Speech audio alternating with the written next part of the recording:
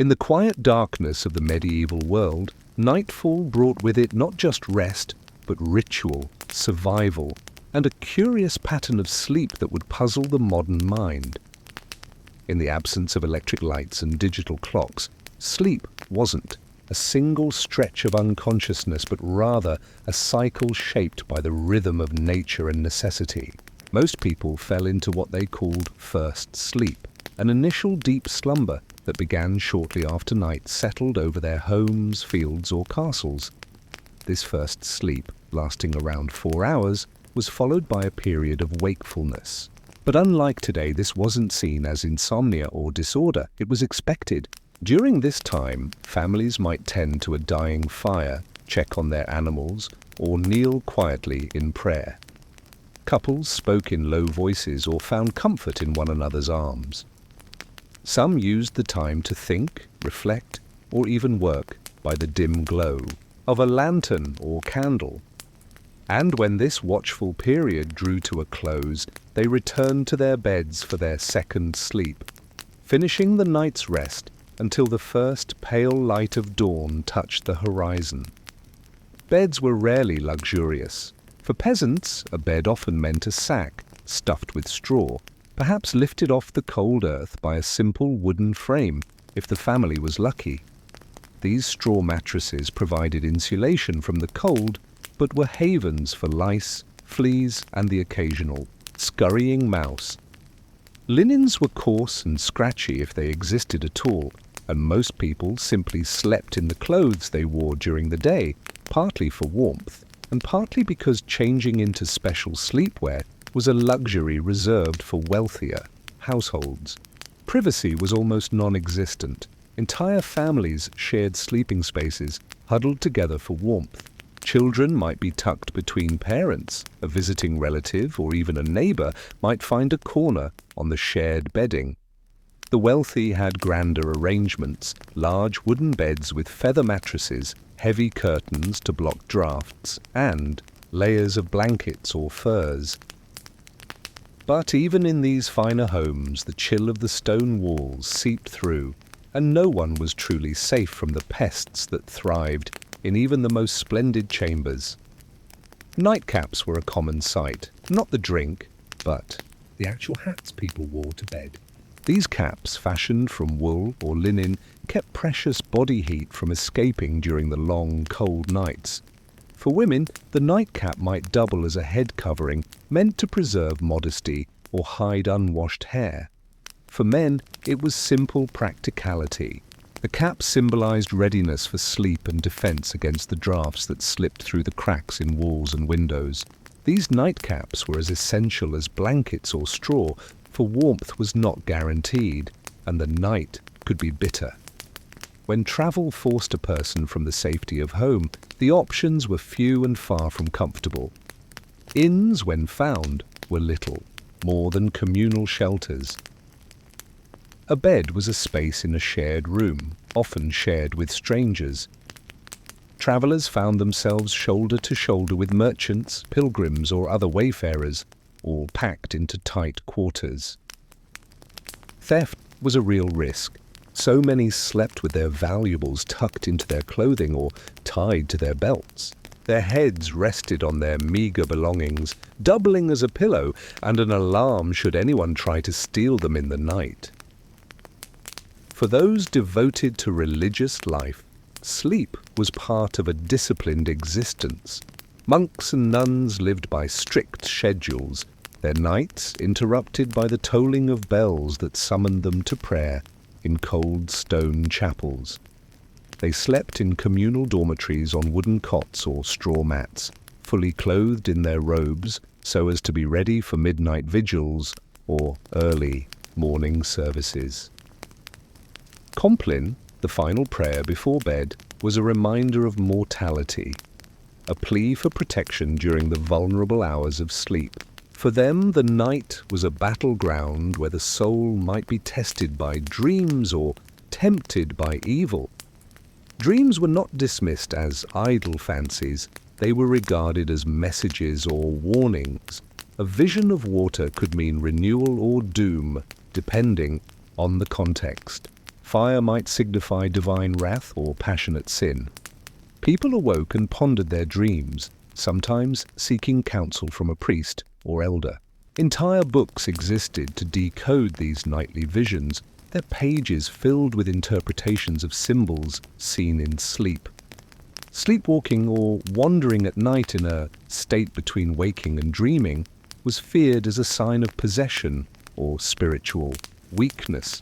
A sleepwalker might be restrained with ties or guarded by family members, for the risks were great, not just of injury, but of shame or suspicion in a community quick to see the devil's hand in every strange act. And always, the night was filled with sounds, the wind through thatched roofs, the distant howl of wolves, the lowing of cattle, the creak of timbers settling in the cold. Inside, the warmth of animals was welcomed.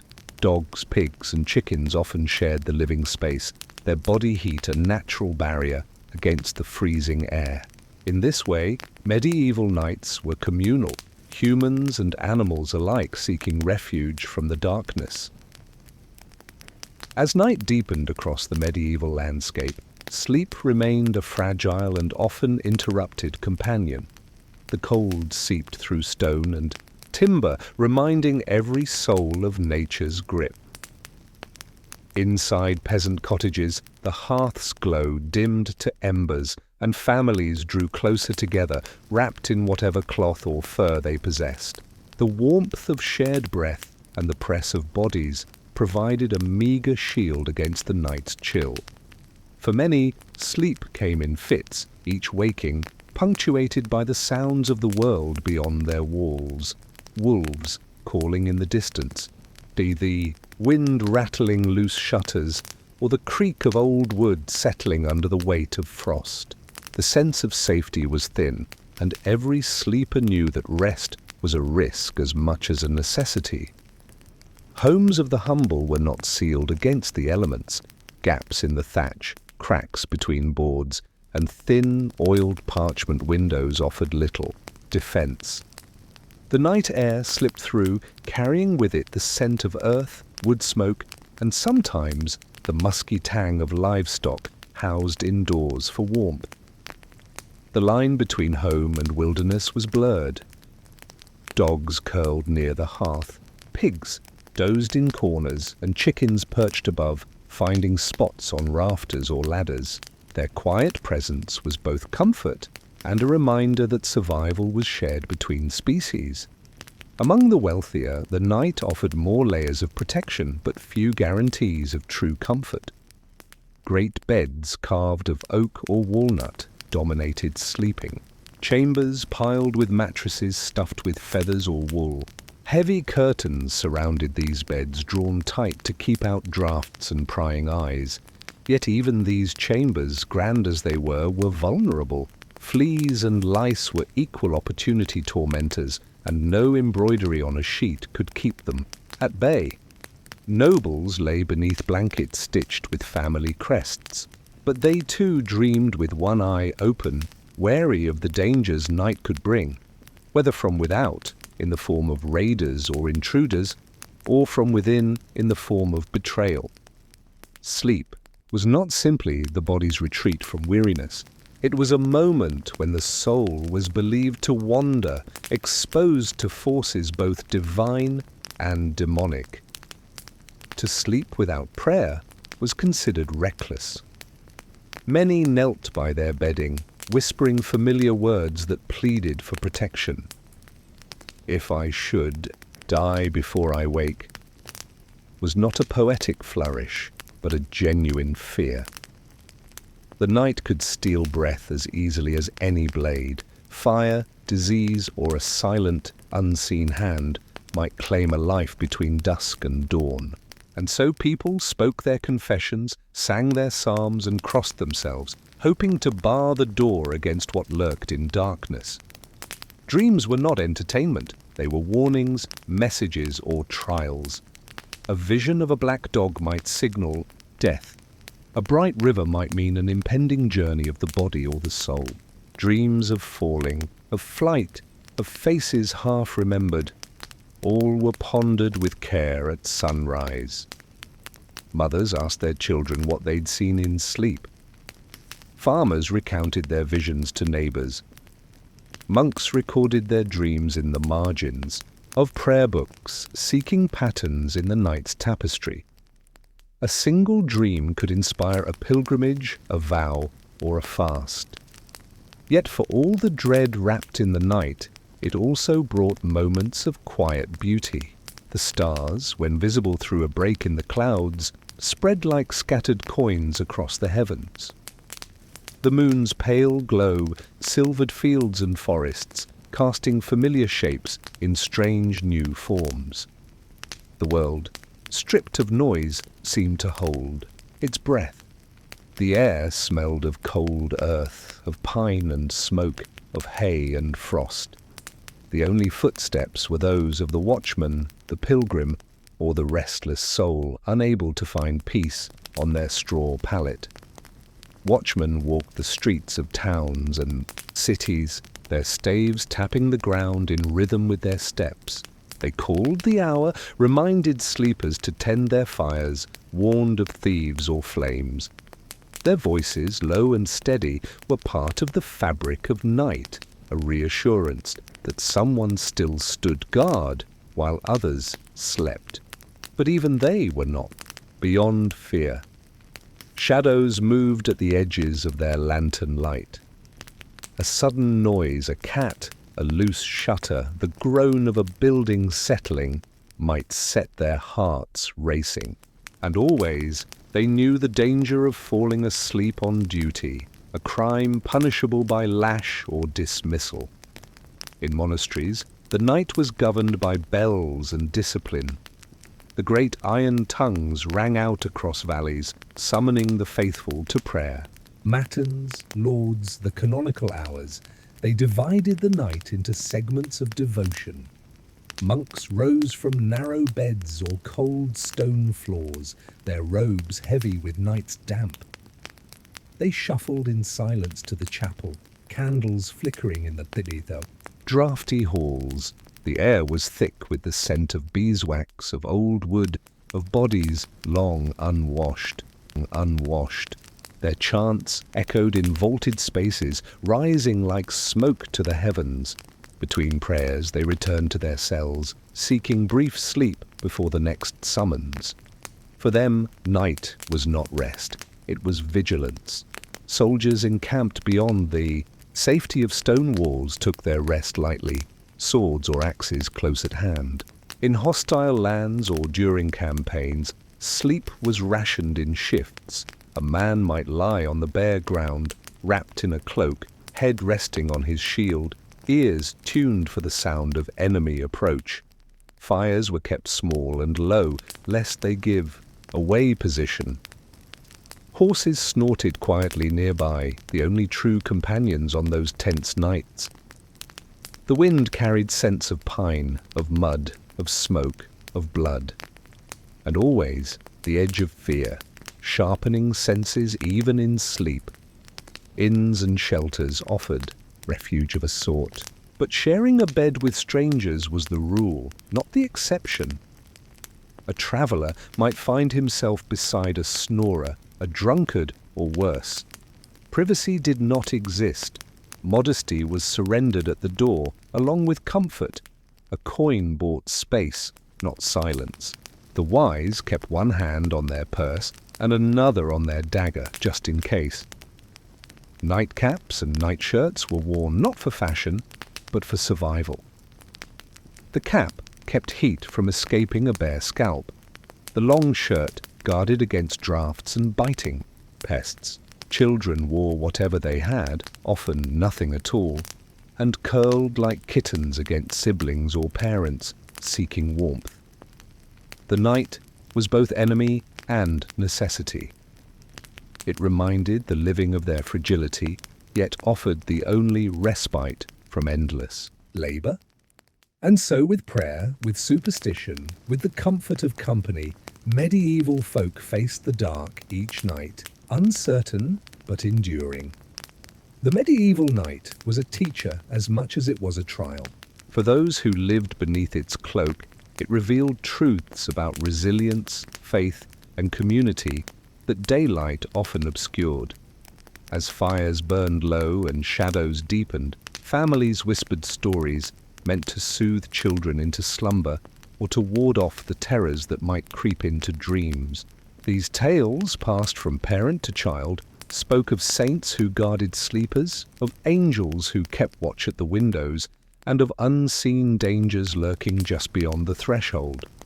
In these narratives, the world was alive with forces both protective and perilous, and the act of sleeping was itself a kind of sacred trust, a surrender to the night with hope that morning would come.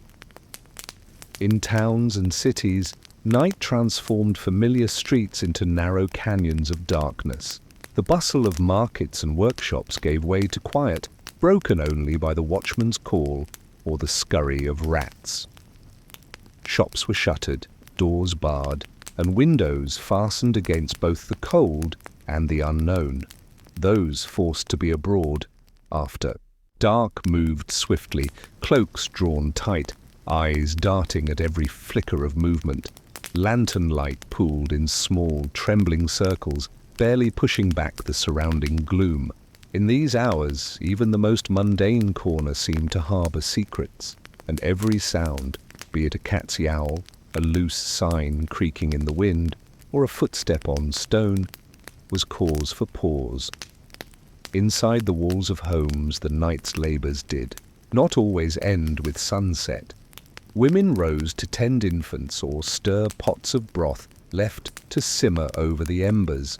Men sometimes rose to mend tools by candlelight or check that no spark had leapt from hearth to floor. The fragile balance of survival demanded vigilance, even in darkness. Fires needed tending to keep the cold at bay.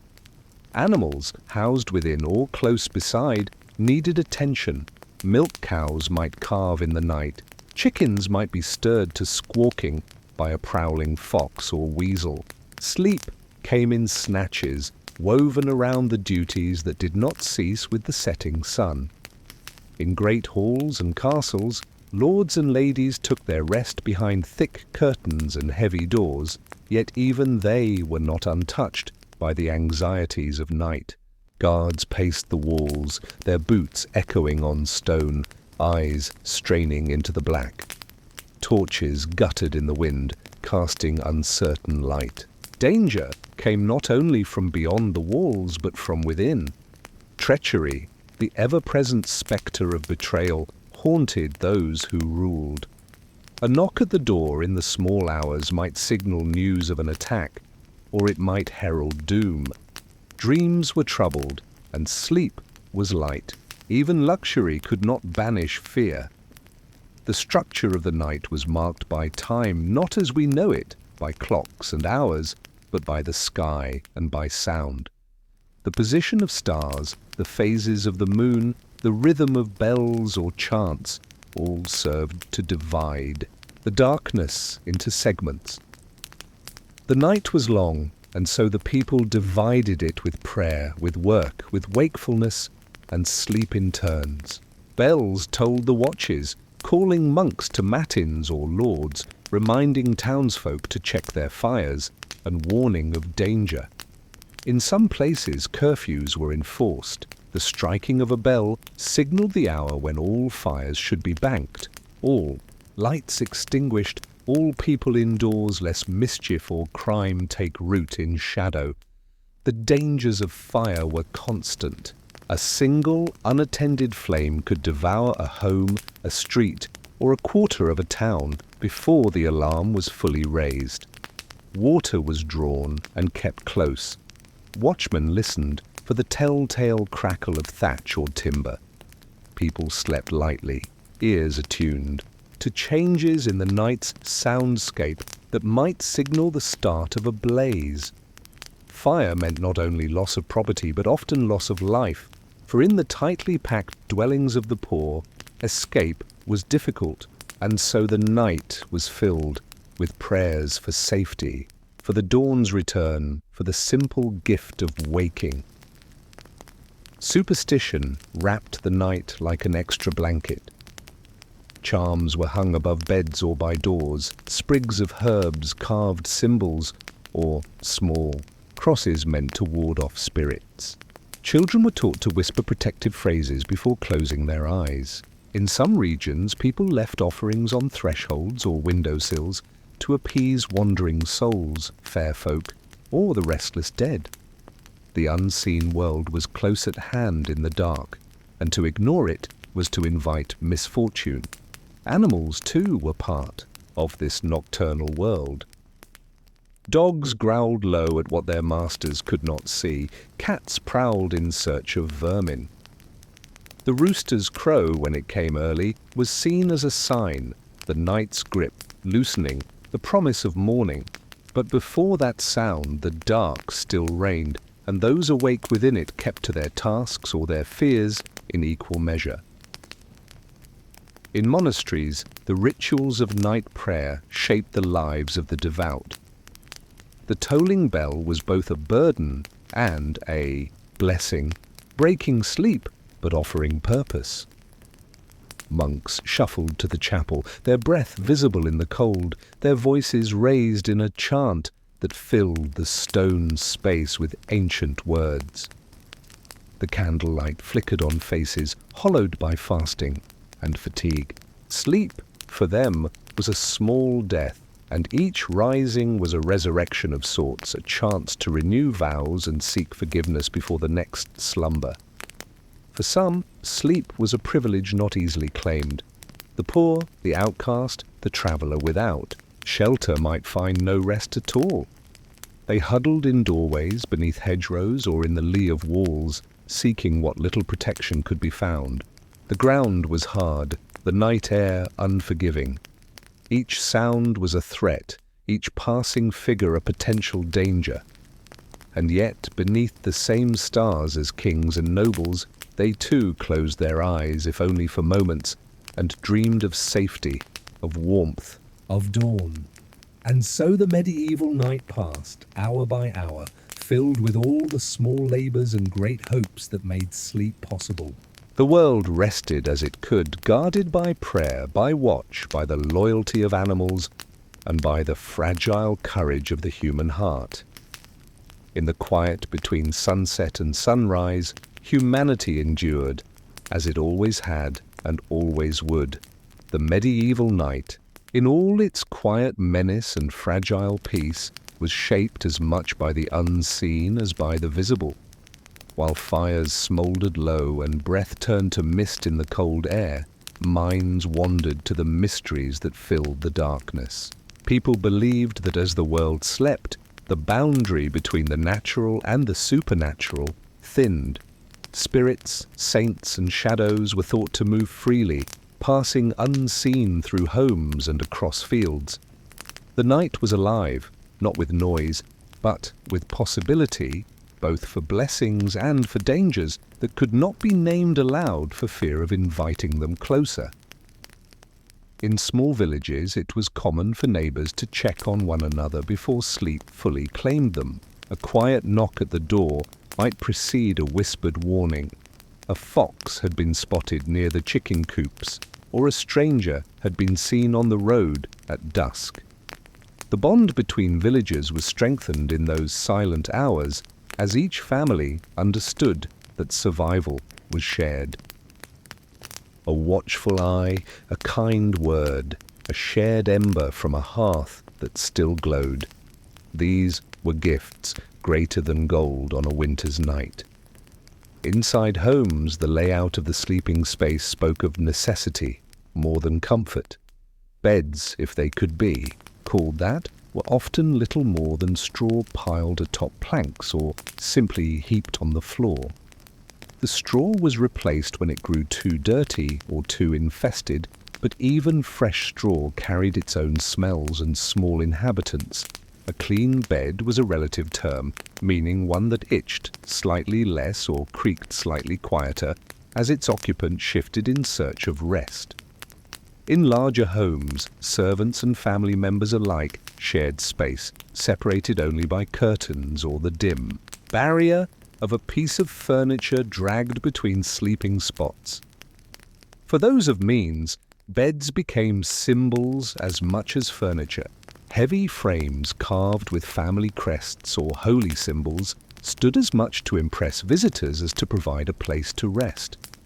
These beds were high off the ground, requiring stools to climb into, and layered with feather mattresses, woolen blankets, and fur throws. The rich could afford layers, and in doing so, bought themselves a small measure of warmth. But even here, the night pressed in, and curtains were drawn, not only to block the draught, but to offer some illusion of safety against what might move in the dark. Outside, the night belonged to those with purpose or no other choice. Watchmen, wrapped in cloaks and armed with staves or pikes, made their rounds, calling out the hour or warning of danger. Their voices, muffled by distance and fog, marked the passage of time for those indoors, reminding all that vigilance never slept. Travellers, caught late on the road, sought shelter wherever it could be found: a stable, a church porch, a sympathetic villager's barn. The road at night was no place for the unwary, with its hazards both earthly and otherwise. In monasteries, bells tolled at appointed hours, calling the devout from sleep to prayer. The rule of Saint Benedict and others like it divided the night into sacred segments, each marked by worship and reflection. Monks rose, weary and stiff from cold and fatigue, to chant psalms beneath vaulted ceilings, their voices blending with the sigh of wind through cracks in the stone. Their prayers were for the world as much as for themselves, a shield of words against the unseen forces of the night. Superstition coloured every gesture before sleep.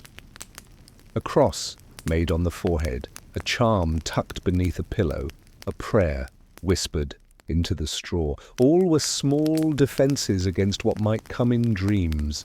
Dreams themselves were feared and pondered, for they were seen as messages from beyond, guidance from the divine, warnings from the dead, or temptations sent by darker forces. A vision of running water might mean an impending journey or change. Fire might warn of destruction or passion unguarded. Animals, especially those with human voices or strange behaviors, were seen as omens. The wise woke at dawn and spoke of such visions carefully, seeking meaning without inviting misfortune. The communal nature of sleep shaped how people faced the night's long hours. Families huddled together, not simply for warmth, but for reassurance. The presence of others was a comfort against fear and loneliness, a reminder that no one faced the darkness alone. Even animals were part of this community. Dogs curled at feet, cats draped over rafters, pigs grunted softly in corners. The boundaries between human and animal blurred when survival was at stake, and warmth mattered more than pride. The rhythm of the night was broken by many small interruptions. A child's cry, the cough of an elder, the sudden snap of a log and end, the hearth. These sounds were markers of life within the dark, proof that though the world outside lay cold and silent, the heart of the home still beat. And in those moments of wakefulness, people might rise to tend a fire, offer comfort, or simply listen to the quiet, measuring its weight against their thoughts. In noble houses and castles where the dangers of the world seemed distant, another kind of vigilance reigned. Guards paced battlements, eyes sharp for torchlight on the horizon or figures moving in the dark. The fear here was of human enemies, rivals, rebels, or raiders who might strike in the dead of night. Lords and ladies slept lightly, dreams troubled by politics as much as by phantoms. A soft knock at the door, the creak of a floorboard, the rustle of fabric, each might herald news, danger, or betrayal. Thus the night passed, a tapestry of fears and hopes, of warmth sought and danger imagined. Sleep came in pieces, bound by duty, broken by necessity, and always watched over by the twin guardians of prayer and superstition. And when at last the first light touched the edge of the sky, when roosters crowed and bells tolled morning's promise, the world breathed again, grateful to have passed through darkness into dawn's pale embrace. With each nightfall in the medieval world, a quiet pact was renewed between humanity and the darkness. As the last light faded from the sky and stars took their place in the heavens, people of every class and station braced themselves for the long hours ahead. Sleep was not a guarantee, nor was it always a comfort. It was a period of vulnerability when the body rested, but the mind remained alert to the faintest of sounds and the slightest changes in the air. For some, the night was a time of unease. For others, a refuge from toil. But for all, it was a test of endurance. Within cottages and huts, families made what preparations they could. The fire was banked carefully, coals hidden under ash, to smoulder through the night and be revived at dawn. Ashes were not just remnants of flame, they were a promise, insurance against the cold that could seep into bone. Fathers checked the doors and shuttered windows twice, sometimes thrice, securing their homes against both the chill and any unwelcome guest. Mothers soothed infants, sang soft songs to hush the cries of tired children, and whispered blessings as they laid them down on straw beds. The straw rustled beneath small bodies, each shift of weight stirring the scent of hay and earth. The night outside pressed close, the silence broken only by the wind's moan or the distant call of an owl. Dogs raised their heads, ears pricked at any sound, then settled again with heavy sighs. Cats prowled the edges of rooms or darted through gaps to hunt among the outbuildings, their movements nearly invisible in the dark. Livestock in sheds and buyers shifted in their sleep, the soft clink of a cow's tether or the snort of a horse marking the rhythm of night. In the towns, shutters clattered softly in the breeze. Narrow alleys and crooked streets bustling by day were empty now save for the slow, deliberate tread of the night watch. Their lanterns swung with each step, casting fleeting shadows that danced across walls. Their calls marked the passing. Ours, a reminder to those awake that order still held, however thinly. For the watchmen themselves, the hours stretched long. Each sound became a question. Was that the creak of wood or the footstep of a thief? Did that flicker of light signal a fire or merely a candle snuffed too late? Monasteries stood as islands of discipline in the sea of night. Bells summoned the faithful from narrow beds, the cold seeping through stone walls as they rose for prayer. Candles flickered along corridors as robed figures moved in silence, feet scuffing on worn flagstones. In the chapel, chants rose and fell, voices weaving together in the ancient music of devotion. The words were the same each night, but the meaning deepened with the hour, the fragility of life, the hope of protection, the yearning for dawn's first light.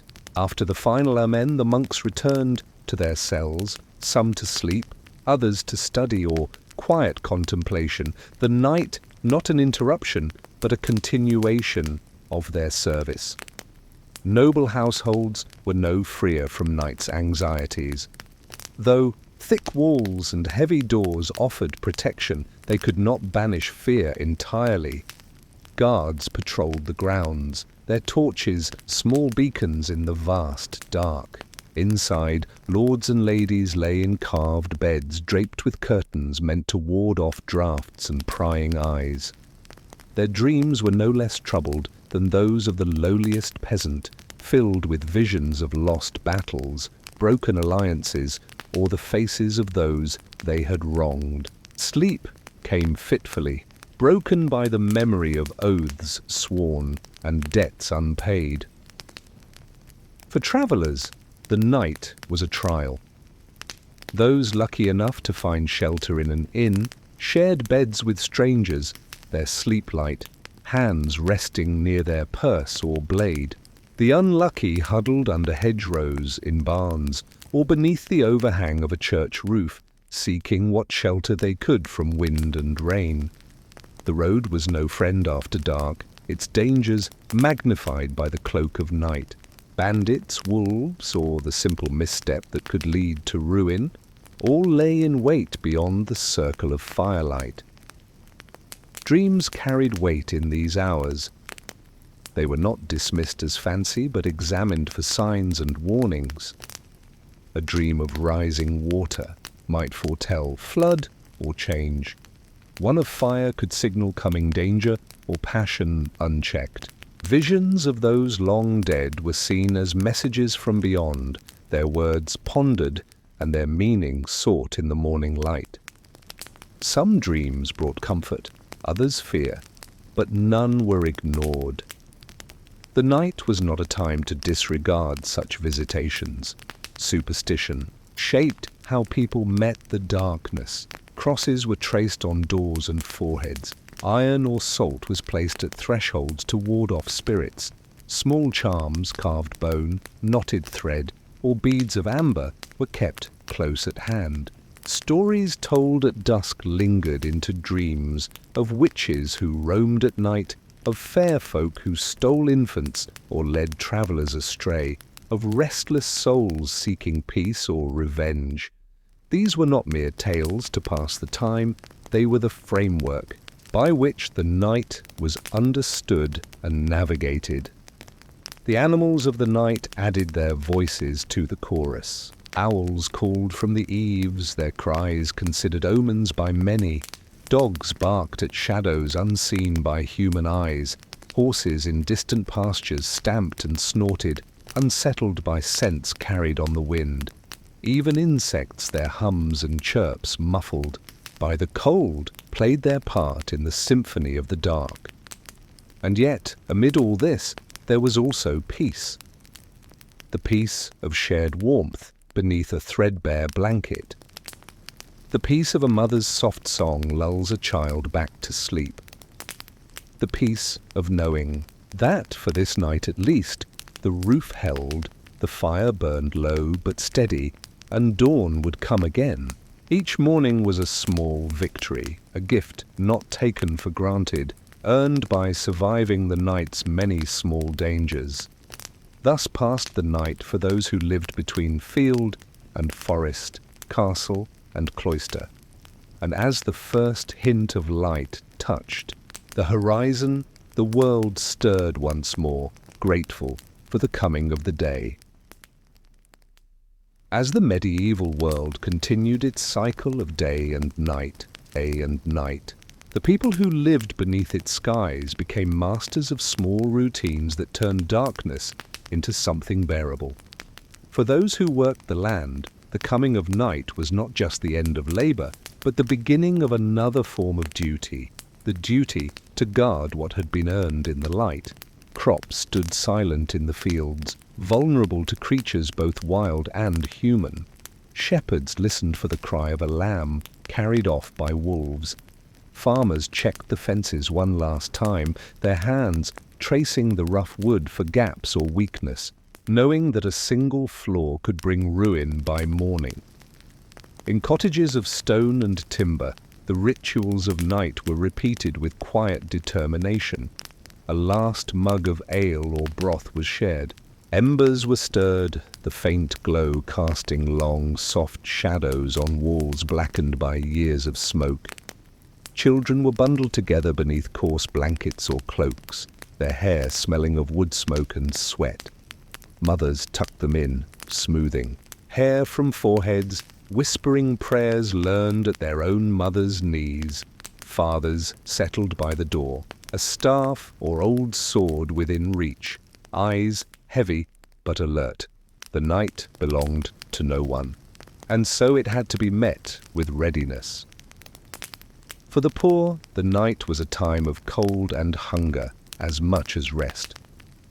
A thin wall might separate a family from the winter wind, but it could not keep out the ache of empty stomachs.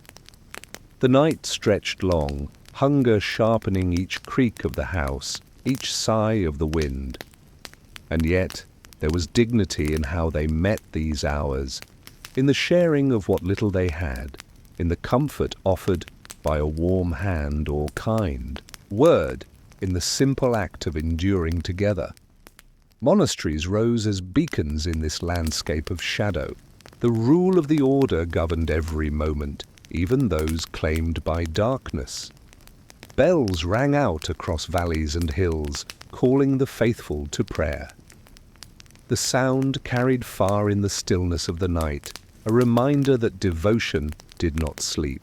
Inside, the monks moved with practiced ease, their chants rising in waves that filled the air with reverence. The flicker of candlelight glinted on worn stone, on faces lined with age and discipline, on books open to pages where ink traced ancient wisdom. Here the night was not feared but embraced as part of the path to salvation. In towns, narrow streets became mazes of shadow. Merchants bolted their doors, craftsmen laid aside tools, and the din of the day gave way to a hush, broken only by the watchman's call or the cry of a babe in the night. Inns filled with the murmur of travellers sharing stories or the soft scrape of bowls on tables as suppers were finished. Those with coin might find a bed, those without curled in corners, cloaks drawn tight, seeking sleep where they could. The night made equals of all, erasing in darkness the divisions so stark beneath the sun. Superstition wove itself through every act. A pinch of salt at the window, an iron nail above the door, a sprig of rue tucked into the rafters, each a small defense against what might roam the night. Tales told at dusk warned of spirits that walked after dark, of witches who gathered at crossroads, of beasts whose eyes glowed red and whose breath froze the unwary. And so people listened for signs, watched for omens, and marked each unusual sound or sight as a message to be pondered come morning. In castles, where stone walls and armed men gave a sense of safety, sleep still came uneasily. The great halls stood silent save for the crackle of torches. Guards moved along battlements, their breath steaming in the cold, their thoughts wandering to hearths left behind. Lords and ladies lay beneath heavy quilts, dreaming of lands to be won or fears to be quelled. The high and the low alike knew. That night was a realm of uncertainty, where plans might unravel and dangers gather unseen. Travellers who found themselves caught on the road at night knew the peril they faced. A wrong turn could lead to a ditch or a river's edge. A light in the distance might guide or mislead. Every step was measured, every sound judged. The lucky found shelter in a barn or beneath the eaves of a church. The unlucky pressed on, hoping for dawn before misfortune found them. The road was a place of both promise and peril, and the night magnified both. Animals, too, played their part in this nocturnal world. Dogs dozed lightly, waking at the faintest scent or sound. Horses shifted, in stables, their breath rising in clouds. Owls hunted silently, their wings beating the air with barely a sound. Mice and rats scurried, their small lives woven through the larger story of survival. Even the wind seemed to have a voice, whispering through trees and around corners, carrying with it the sense of the night and the memories of the day just ended, and so the hours passed. Sleep, when it came, was a blessing savoured in snatches. A dreamless rest was considered a mercy, a dream filled with visions, a puzzle to be solved. Each awakening was met with a mixture of relief and caution, for the night had not yet yielded. Today, people turned on their sides, drew blankets tighter, and waited for the light that would banish the dark, and with it, the fears that clung so tightly to the edges of sleep. The first hint of dawn was a promise renewed. The world stirred, the coals glowed brighter, the birds began their tentative songs, and human voices rose in greeting or prayer.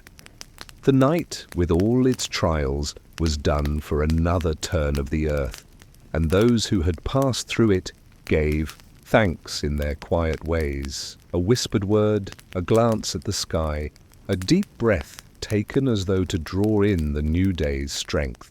The medieval night was over, but its lessons lingered, etched into the hearts of those who had lived its hours. In the medieval world, the night was not merely a period when the sun slept behind the horizon. It was a realm of its own, a kingdom of shadows that demanded respect, caution, and ritual. Each evening, as the last hues of daylight faded into a deep indigo sky, communities large and small began their age-old preparations to face the dark hours ahead. For many, these preparations were as instinctive as breathing, a rhythm handed down from parent to child, generation to generation, unbroken as the turning of the stars. The hearth was the heart of the home, and as night fell, it became the focus of attention. A fire was not just a source of warmth. It was a guardian against the encroaching cold and whatever unseen forces might roam the night. The coals were banked carefully with ash, ensuring that the flame could be revived come morning without the difficult task of kindling a new fire. A well-tended hearth spoke of a household that understood its place in the world, one that honored the balance between light and dark, safety and vulnerability. Within cottages and manor houses alike, the act of bedding down for the night was a communal ritual. Children nestled close to their elders, wrapped in layers of rough-spun wool and fur, their bodies pressed together for warmth. Privacy was a luxury few could afford, and so the night became a shared experience, one in which the boundaries between self and family blurred beneath the weight of quilts and the closeness of breath. The low murmur of final prayers mingled with the crackle of the fire and the soft scurry of mice in the thatch above. Outside, the world belonged to those who had reason or duty to move through it. The village watchman made his rounds, his staff tapping softly against the frozen earth, his breath clouding in the cold air. From time to time, he would pause, listening for any sound out of place. The distant howl of a wolf, the creak of a gate left unlatched, the muffled tread of a stranger's boots. Each sound carried meaning, and the watchman's ears were tuned to the language of the night. In the towns, the streets emptied quickly after sunset. Merchants pulled in their signs and bolted their shutters. The laughter of the tavern faded as its door swung closed, and the last stragglers hurried home, heads down against the wind. Only the lantern light of the watch and the occasional flicker of a candle at an upper window marked where life still stirred. The rest of the town seemed to hold its breath, waiting for the dawn.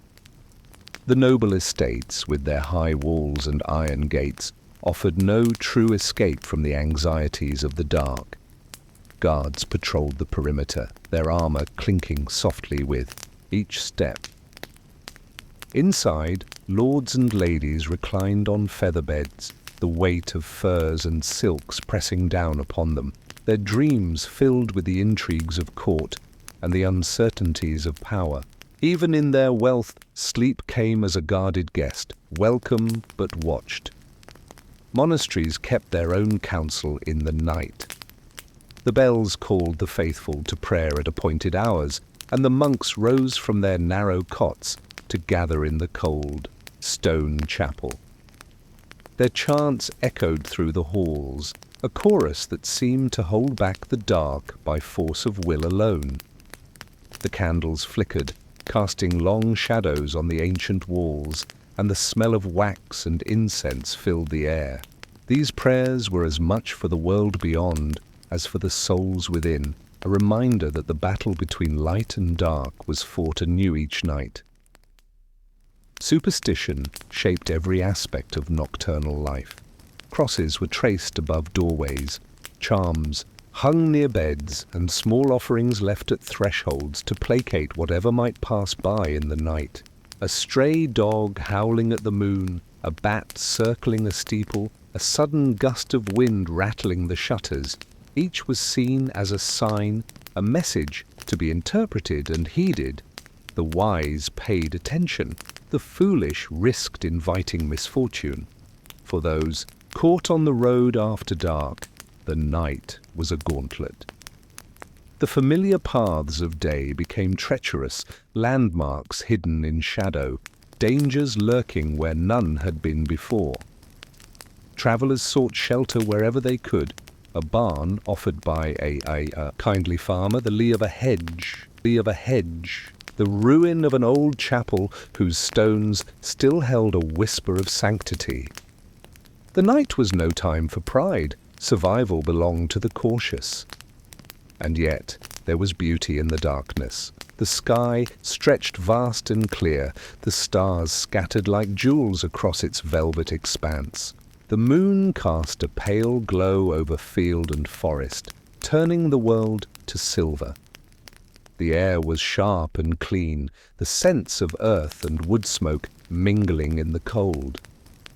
In these quiet hours, those awake might pause and marvel at the wonder of the world, at the vastness of creation, at the smallness of their own lives against the backdrop of eternity. Dreams came as messengers, bringing with them symbols to be pondered at the break of day.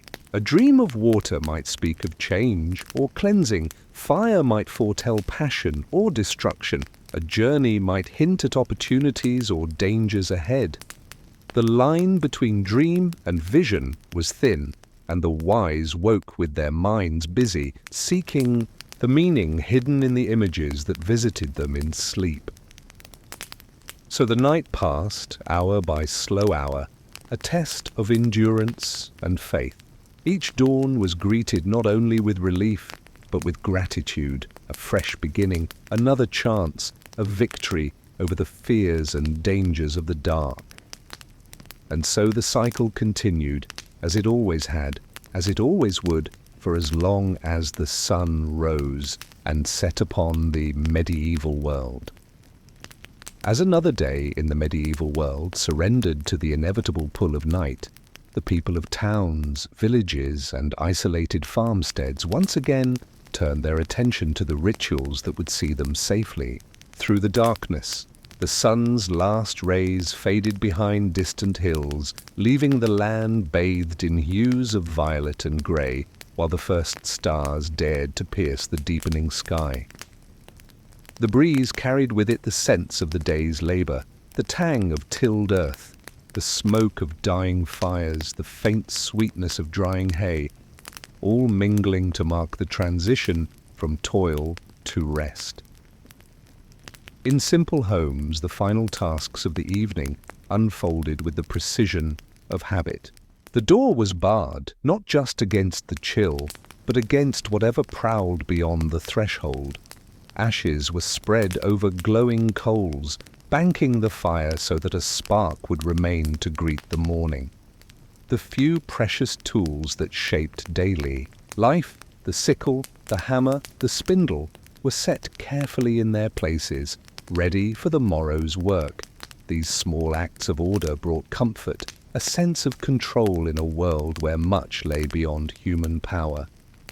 Families gathered close, drawing what warmth they could from the lingering heat of the hearth. Children clung to their elders, their eyes heavy with sleep, but their minds still alert to the familiar songs and quiet words that soothed the passage into dreams. The night was a time for stories, old tales of heroes and saints, of beasts and spirits, of deeds noble and foolish alike. These stories were not told to entertain, though they did. They were lessons wrapped in wonder, warnings cloaked in enchantment, a means of passing on the wisdom of ages. With each telling, the darkness seemed less vast, less filled with menace.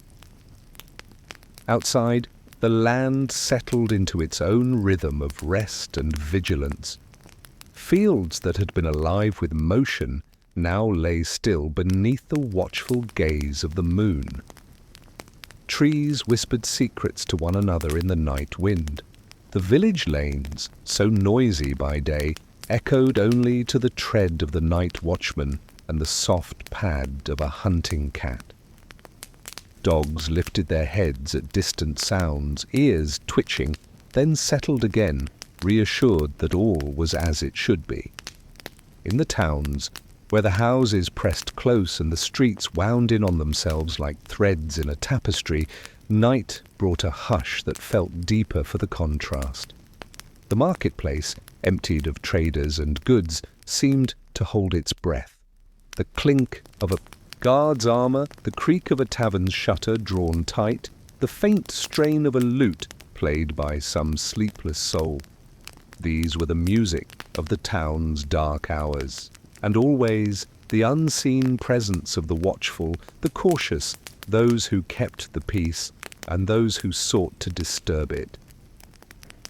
For the fortunate who rested behind stone walls and heavy doors, the night was met with layers of comfort, thick curtains to block the draught, feather mattresses to soften the hard truths of stone floors, and the company of household guards who ensured that danger would have to work hard to cross the threshold.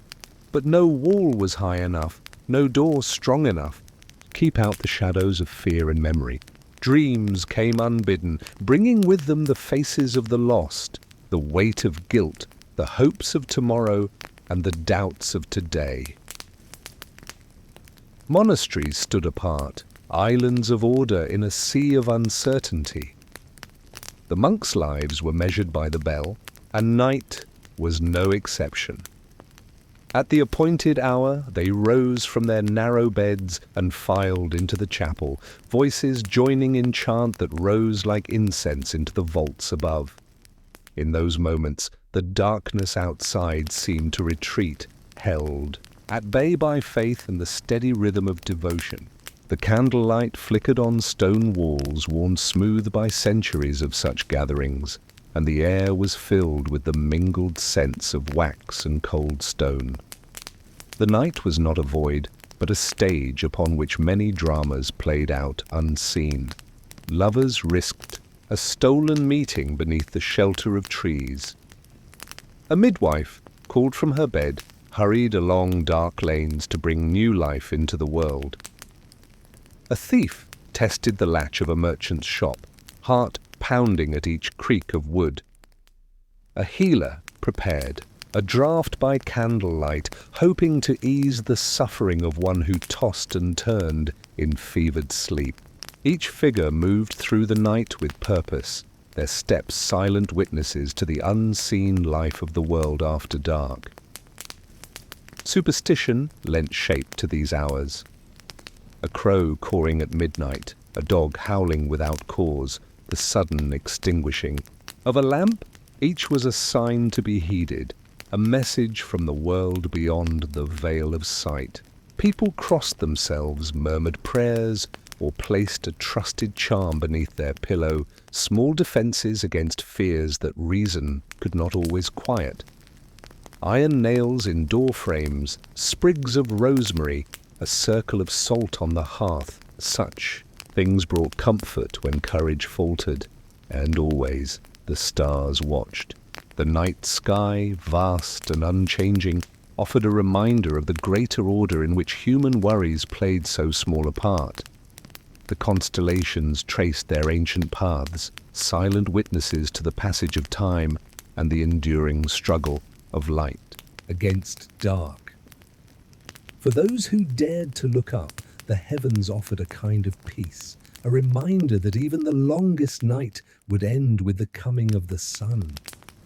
Thus the hours crept on, and the medieval world dreamed its dreams, whispered its prayers, and waited for the dawn.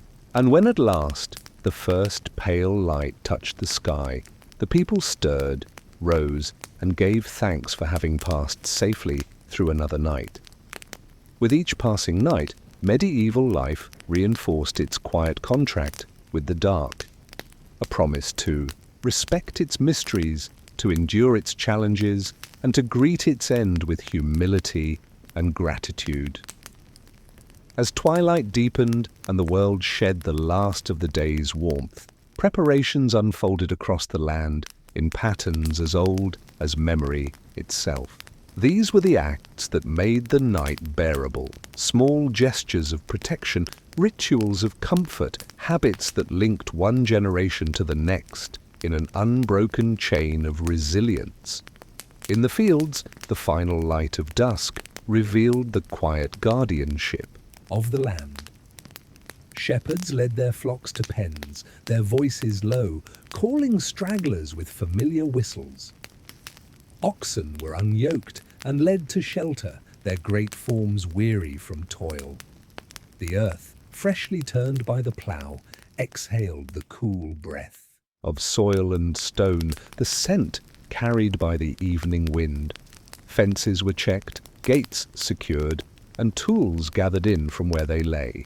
Each task spoke of care, of the desire to see the fruits of the day's labor survive the uncertainties of night. Within the walls of homes, both humble and grand, the same themes played out in different keys. The poorest cottagers shared what little warmth they had, bodies huddled together beneath patched blankets or cloaks worn thin from use. The fire's last embers glowed softly, their light a fragile bulwark against the cold. In grander halls, servants drew heavy curtains, spread thick furs across canopied beds, and checked that the coals burned safely in their braziers. Yet whether prince or peasant, all lay down that night with the same unspoken hope. That dawn would find them whole and unharmed. The air grew still as the world surrendered to sleep. The cries of birds fell silent, replaced by the rustle of mice in the thatch, the distant bark of a dog, the occasional whisper of wind through trees. The moon climbed slowly, casting silver over rooftops and fields, turning puddles into pools of light. The stars emerged one by one, their ancient patterns known by name to those who watched the skies. The hunter, the plough, the serpent, the crown. These were not just points of light, they were guides, companions, silent reminders of order in a world that so often seemed ruled by chance. In monasteries and convents, the night's silence was broken by the solemn notes of prayer. At fixed hours, the bells called the faithful from their rest, and the cloisters filled with the sound of chanting. The words of psalms rose into the darkness, carrying hopes, fears, and gratitude alike. The candles burned low, their flames steady, casting halos of light upon stone and wood polished smooth by centuries of devotion. Here, in these sacred spaces, the night was not an enemy but a partner in the journey of faith. Out on the roads and byways, travelers who found themselves caught, after sunset moved with caution, their footsteps measured, their eyes straining to make sense of shadow and shape. A branch snapping beneath a boot might startle a nearby deer or mask the approach of something less innocent.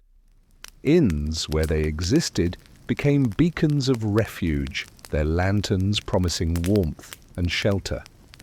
But even here, the night's uncertainties crept in through cracked shutters and beneath doorframes, carried on the wind that knew no barrier. Stories of the night shaped thought and action. Tales told in the safety of firelight took on new weight in the hours of dark. Of women who wandered as witches, of men who struck bargains at crossroads, of spirits that whispered promises sweet and dangerous in the ears of those who strayed. Each tale carried a lesson. To respect the night, to fear what could not be seen, to trust in the dawn but not to expect it as a certainty. Those who kept watch, whether out of duty or necessity, felt the weight of hours that seemed to stretch without end. A lord's guard paced the battlements, eyes searching the horizon for the glint of armor, the flicker of torchlight that might signal a threat.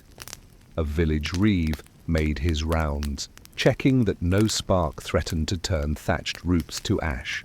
A mother rose to soothe a crying child, her soft voice the only sound in a world of silence. And in each of these there was courage, the quiet kind that asked no reward beyond the coming of another day. Dreams carried messages wrapped in mystery. A night might see a field of battle where none had been, and wake with a sense of purpose or dread. A widow might dream of her lost husband's face and feel his presence beside her for a fleeting moment. A child might see angels or monsters and wake with laughter or tears. The line between vision and fancy was thin, and the wise gave thought to what the night had shown them, seeking meaning in the images that lingered after waking. Superstitions guided the hands and hearts of all. Bread left on the windowsill might keep hunger from the door. A bowl of water beneath the bed might catch the glance of the evil eye. Herbs were hung, charms were whispered, patterns were traced in ash or chalk to ward off harm. The night, in all its beauty, was also a time of testing, and those who met it well were those who remembered to show respect for its mysteries. And so the hours passed, the darkness deepened, and then, at last, began to thin. A faint line of light touched the eastern sky, and the birds gave their first tentative calls.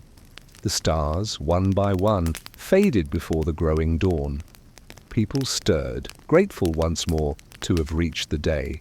The rituals of night gave way to those of morning, the rekindling of fires, the breaking of fasts, the opening of doors and shutters to let in the light and the life of the new day. And the world turned on as it had for centuries beneath the watching heavens. Night after night, the medieval world engaged in its silent struggle with darkness, a struggle not fought with sword or shield, but with flame, prayer, and custom.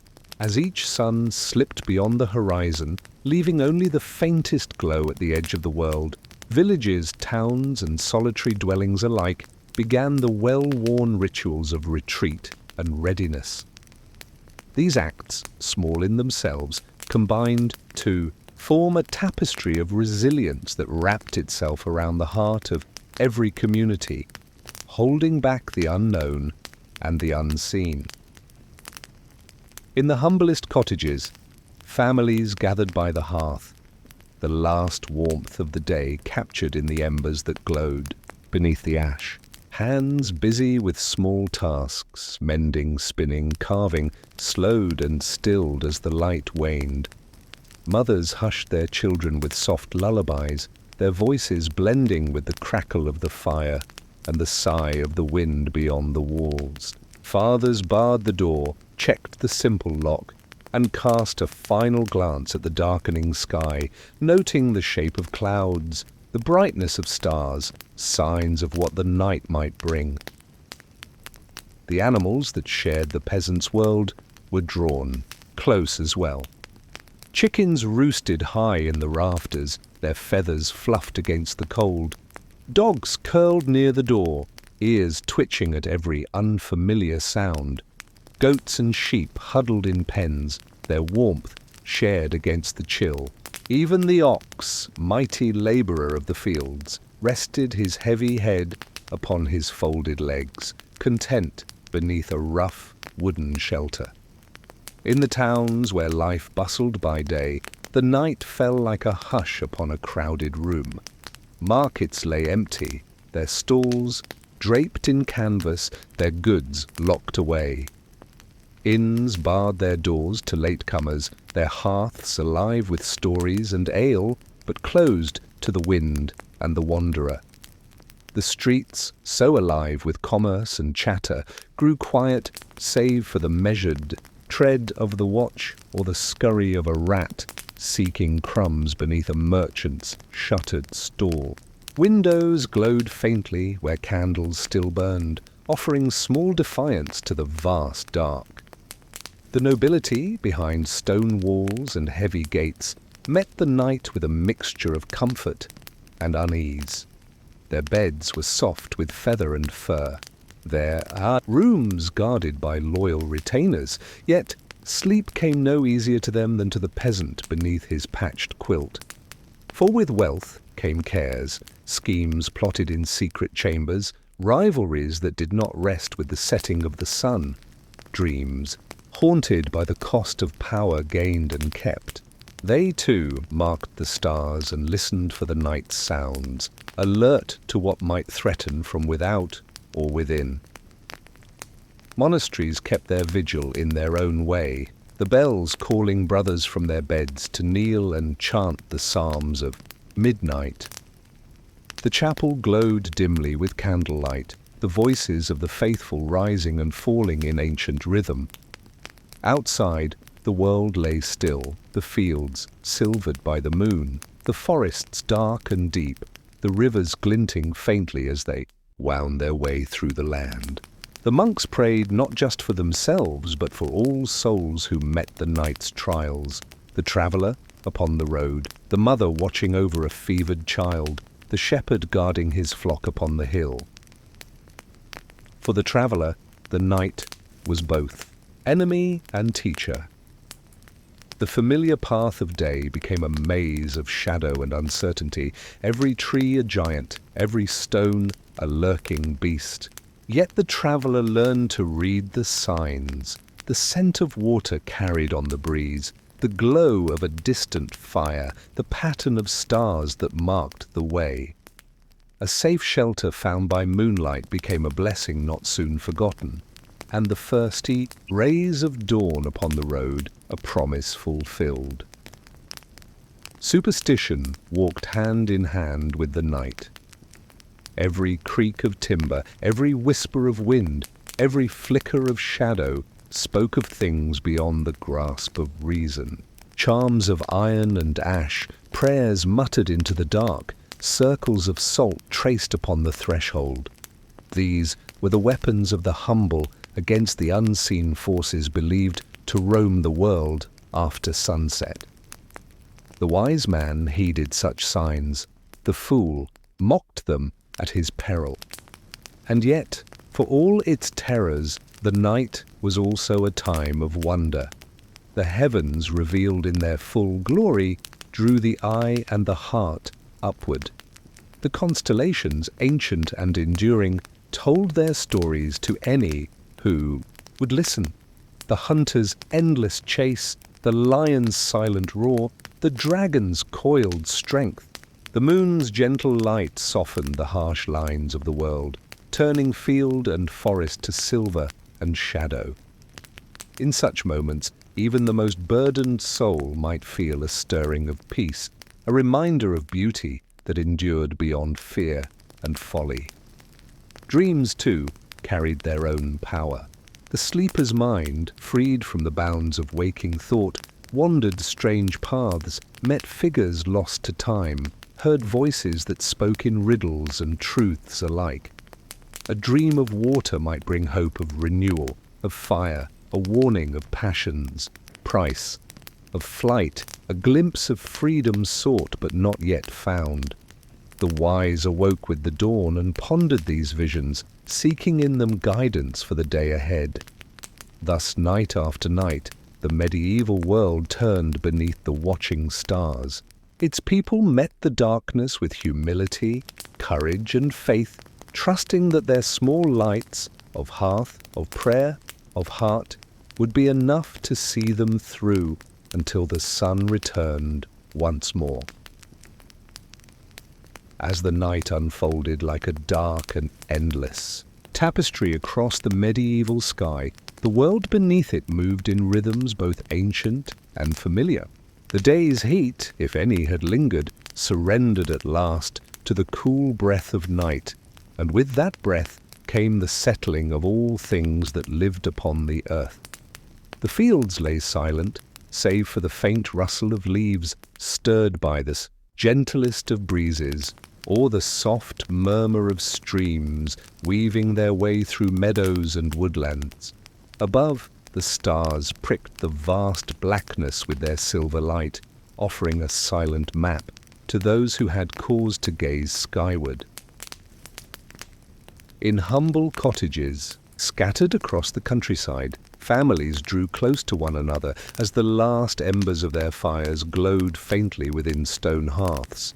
The work-worn hands that by daylight tilled the soil or spun the wool were now still, folded upon laps or wrapped around the shoulders of a child who had not yet given in to sleep.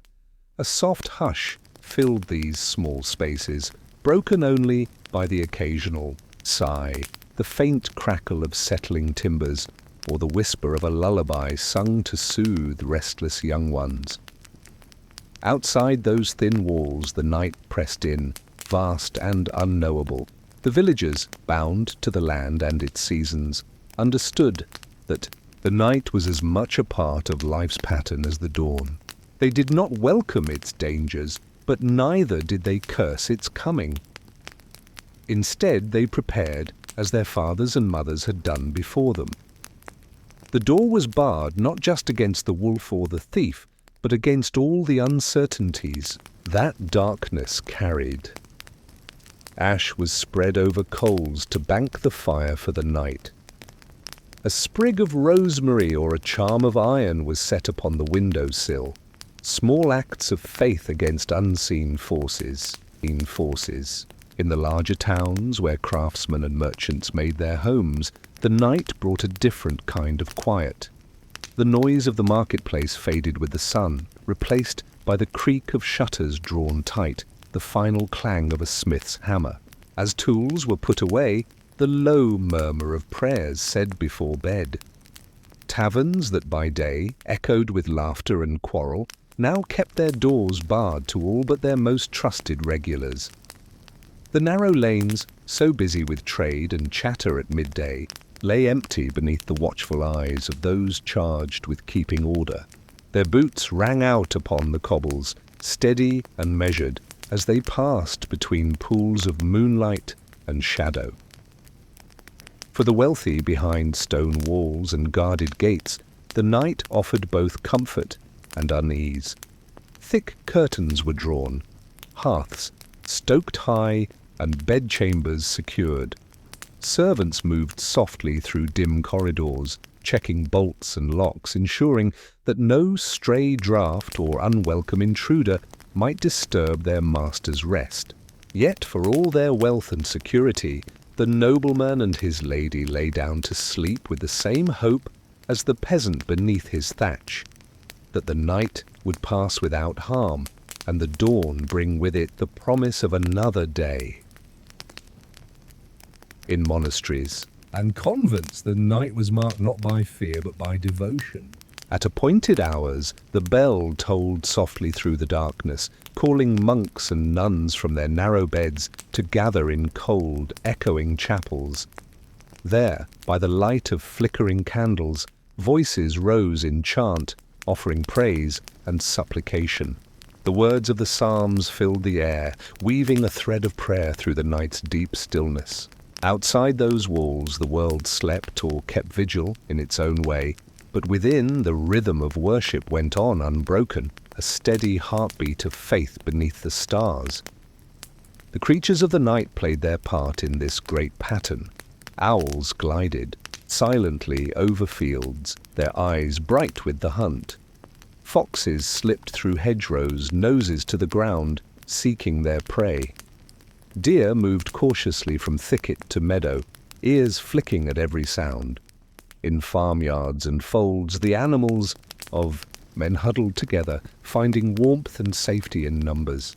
The dog at the door, the cat on the hearth, even the chickens upon their roosts, all knew the night as a time to be wary. And so the hours passed. Dreams came, unbidden and strange, carrying with them the hopes, fears, and memories of the waking world. A ploughman might dream of fields golden with grain, or of storm clouds blotting out the sun. A merchant might see his coffers overflowing or his wares lost to fire or thief. A child might wander in enchanted forests or flee from shadows that took on monstrous shapes, and when the dawn at last began to lighten the eastern sky, these dreams would fade like mist, leaving behind only fragments, hints of meaning to be pondered over the morning's bread and ale. Thus did the medieval night wrap itself around the world, at once a cloak of fear and a blanket of rest. And always, beneath that dark canopy, the people of the land kept faith with the small lights they kindled, lights of hearth, of hope, of heart, that together held the darkness at bay until the coming of another day. As darkness held its quiet dominion over the medieval world, the hours of night unfolded with a patience unknown to the restless heart. The world seemed suspended in that long hush, the air heavy with the weight of unseen watchers, the stars high above cold and clear as shards of ice. Each settlement, whether a scattering of cottages or a walled town, whether a lonely manor or a humble farmstead, lay like an island adrift in a sea of shadow, its small light a fragile promise that morning would come again. Inside simple homes the night was met with resignation and resolve. The labor of the day had left muscles sore and spirits wearied, and so rest was both necessity and mercy. Families lay close together upon beds of straw or rush, sharing warmth beneath woolen blankets patched and mended by many hands. The scent of smoke and baked bread still lingered faintly, mingling with the sharper tang of herbs hung to dry above the hearth. Sleep, when it came deep and heavy, the gift of honest toil and the knowledge that no task remained undone. Yet sleep was not always easy. The night carried its own cares, the worry of a sick child whose breath came too fast and shallow, the unease of a shepherd counting his sheep in the dark and finding his tally short, the fear of a farmer whose crops awaited the storm that rumbled beyond the hills. For these souls the night stretched long, every creak of timber or snap of twig outside a cause for watchfulness. The eye of the storm, the shadow by the door, the howl of the distant wolf, all were reminders of how thin walls of safety truly were. In the towns, the night watch kept their vigil with quiet determination. Clad in heavy cloaks against the chill, they moved through streets emptied of trade and chatter, their lanterns casting small pools of gold upon the cobbles. From time to time, they paused, listening for the sound of footfall where none should be, the clatter of hooves upon stone, the muffled cry that might signal mischief or need. The town's great bell, silent since the closing of the market, stood ready to sound the alarm if danger should come, fire, thief, or worse. Within the houses of the wealthy, servants moved softly through the night, tending fires, checking that bolts and bars were fast, that no draught crept in beneath door or shutter. The nobleman dreamed uneasy dreams upon his feather bed, troubled by thoughts of debts unpaid or loyalties uncertain. His lady, wrapped in furs against the cold, listened to the wind rattling the windows and wondered what news the next day might bring from distant kin or rival courts. In monasteries and priories, the night was punctuated by sacred duty. At the appointed hour, the bell called the brethren from their narrow beds to the chapel's dim, echoing stillness. There, by the light of flickering candles, they lifted their voices in chant, their words rising like smoke toward the vaulted roof and beyond into the night sky. The psalms spoke of trust and fear, of hope and sorrow, of light that shone even in the deepest dark. And when the last note faded, They returned to their cells, their footsteps soft upon the worn stone floors. The creatures of the night kept their own counsel. Owls drifted soundlessly through the air, their wings wide and silent, their sharp eyes searching the fields below. Foxes slinked through hedgerows, their breath white upon the chill air. Deer stood motionless at the forest edge, listening for danger, their dark eyes reflecting the faint starlight. The rivers sang softly to themselves as they slipped over rock and root, their voices joined by the rustle of wind through leafless branches, and so the night wore on, its hours counted not by clocks or chimes, but by the changing chorus of sounds. The cry of the owl, the hush of the wind, the slow shift of timbers settling as the cold deepened. Dreams came, and with them visions strange and fleeting. A man saw fields rich with harvest where no seed had yet been sown. A woman beheld the face of a child yet unborn. A boy ran through endless forests, chasing and chased by shapes he could not name. And when morning's first light crept over the horizon, these visions melted like frost upon the grass, leaving behind only questions. Thus in countless homes the medieval world passed its nights, with courage born of habit, with faith that the sun would rise again, with the small comforts of hearth and kin to hold back the dark. And always this great wheel turned, carrying night into day, darkness into light, fear into hope, and dreams into memory. The night in medieval times, though cloaked in silence, was never truly still. Beneath the blanket of darkness the world pulsed with quiet life, unseen yet deeply felt by those who listened. Every breath of wind, every shift of the earth, every soft cry of creature or man was a reminder that the night was alive with its own language, one that spoke of caution, wonder, and enduring patience. The stars, scattered like 1,000 silver seeds across the heavens, bore silent witness to all that unfolded below, their distant glow a comfort and a mystery in equal measure. In the lowliest huts and cottages, the families of the land found what refuge they could. The hearth, its fire banked low beneath a crust of ash, offered the last warmth of the day. Children lay curled like kittens against their mothers' sides, their small bodies seeking the heat that thin blankets and threadbare cloaks could not provide alone. Fathers, weary from labor in field or forest, kept one ear open to the sounds. Beyond their door, the moan of the wind, the bark of a dog, the distant cry of an owl on the hunt. Sleep came, but lightly at first, as the mind clung to wakefulness against the unknown. The night's dangers were both real and imagined. A thief might creep along the narrow lanes of a village, seeking the unlatched door or the window left ajar. A fire might spark from a stray ember, turning thatched roofs and wooden walls to ash in moments. Wolves roamed the fringes of the settled world, their howls carried on the wind, stirring fear in the hearts of those who had livestock to guard or children to protect. And always the deeper fears, the fears of things unseen, of spirits, of witches, of the restless dead, lurked at the edge of thought, kept at bay by charms, prayers, and the courage drawn from shared company. In towns where stone and timber rose higher and the press of humanity was closer, the night brought a different kind of vigilance.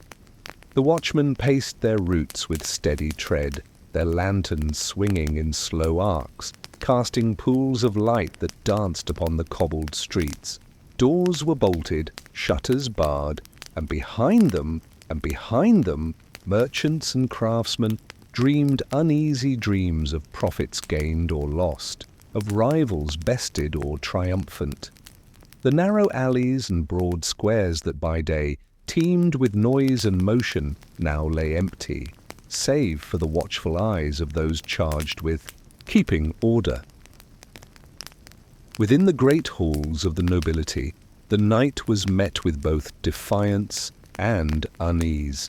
The hearths roared high, tapestries drawn tight against the draught, hounds at rest upon the rush-strewn floors.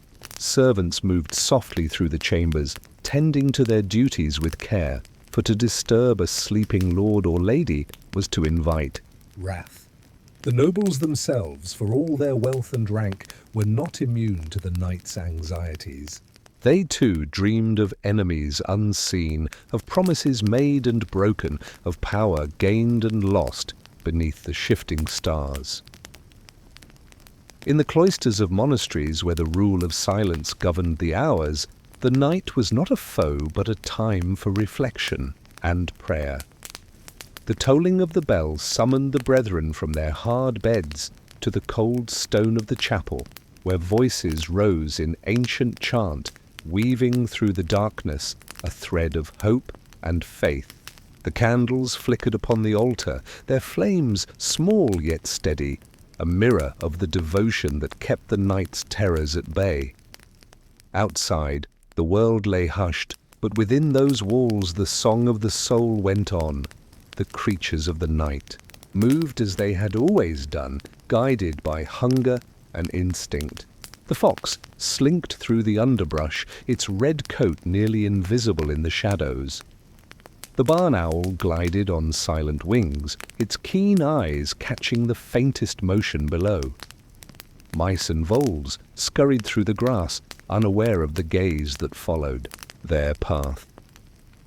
In the forest, the stag stood watchful at the clearing's edge, nostrils flared to catch the scent of danger.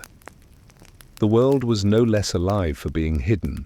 Indeed, the night belonged to these quiet actors, their dramas played out beneath the unblinking stars.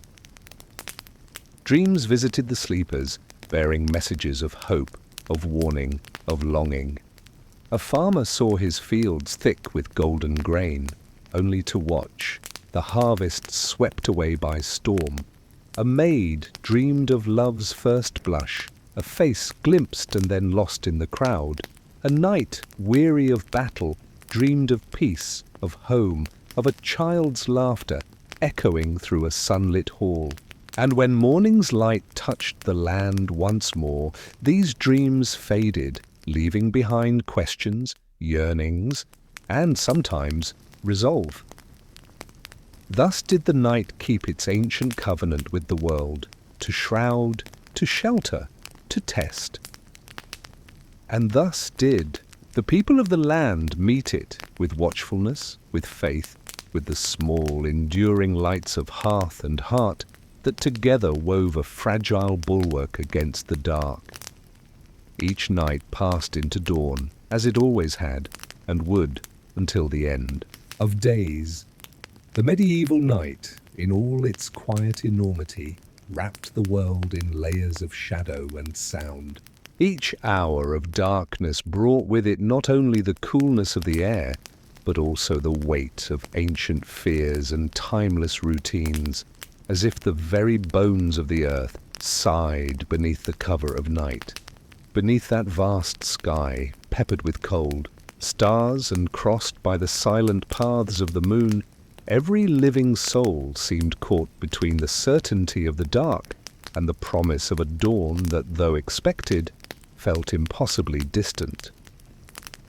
In the humblest dwellings, the night was met with simple, enduring practices, the fire banked low but never fully allowed to die, for a warm ember at dawn was worth more than gold in the coldest months. The doors barred with heavy beams, the windows covered with rough cloth or wooden shutter. A prayer mumbled as the head met the pillow, words learned in childhood, passed down like heirlooms, meant as much to calm the heart as to guard the soul. The sounds of sleep filled the small space, the slow breathing of the weary, the soft rustle of straw beneath a restless limb, the coo of an infant tucked close for warmth. Yet for all its stillness, the night was far from empty. Beyond the walls of homes and halls, the world moved in subtle ways. The wind traced its fingers through the trees, bending their bare limbs into shapes both beautiful and strange. The rivers ran on, their voices mingling with the rustle of reed and grass. In the woods, unseen feet padded across the leaf-strewn ground. Eyes glimmered in the undergrowth, alert to every sound. The night belonged to these creatures as much as the day did to mankind, and they moved through it with a confidence born of instinct and necessity. Within the towns and villages, where humanity gathered in greater numbers, the night took on a different cast. The streets that by day rang with trade and talk now lay empty, watched over by men sworn to keep order until the sun returned. Their lanterns swung gently as they walked, casting circles of light that seemed small and fragile against the sea of dark. From time to time, a door creaked open, a face peered out, drawn by some noise or unease, only to vanish again behind the safety of bolt and bar. The watchmen knew the dangers that night could bring: fire, theft, or worse. Their rounds were both duty and ritual, a reassurance to those who slept that not all the world was given over to the dark. In the great manors and castles, where stone and wealth offered more protection, but not necessarily more peace, the night was met with both confidence and caution. The lords and ladies retired to chambers heavy with tapestries and warmed by great hearths, but their sleep was not always easy. Behind the security of walls and guards, the weight of responsibility and the memory of rivalries kept minds turning long after the body sought rest.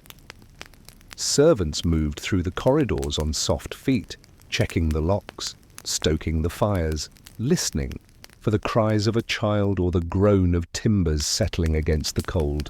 Outside, the hounds kept their vigil, ears pricked for the sound of stranger or beast, and in the sacred spaces of abbeys and priories, the night was broken into hours by the call to prayer. The bell's soft voice summoned the faithful to their devotions, and in the candle-lit chapels voices rose in chant, a thread of light woven through the dark. The psalms echoed from stone to stone, their words of hope and humility offered on behalf of all the world, sleeping or waking, sinner or saint. Between these hours of worship, the monks returned to their hard beds, their sleep brief and light, their hearts set on duty before comfort. The dreams of the night carried their own mysteries, their own burdens. A mother dreamed of her grown son, safe across the sea, though she had not heard from him in many seasons. A farmer saw his fields under snow, then green with spring's promise, then drowned beneath storm-swollen rivers.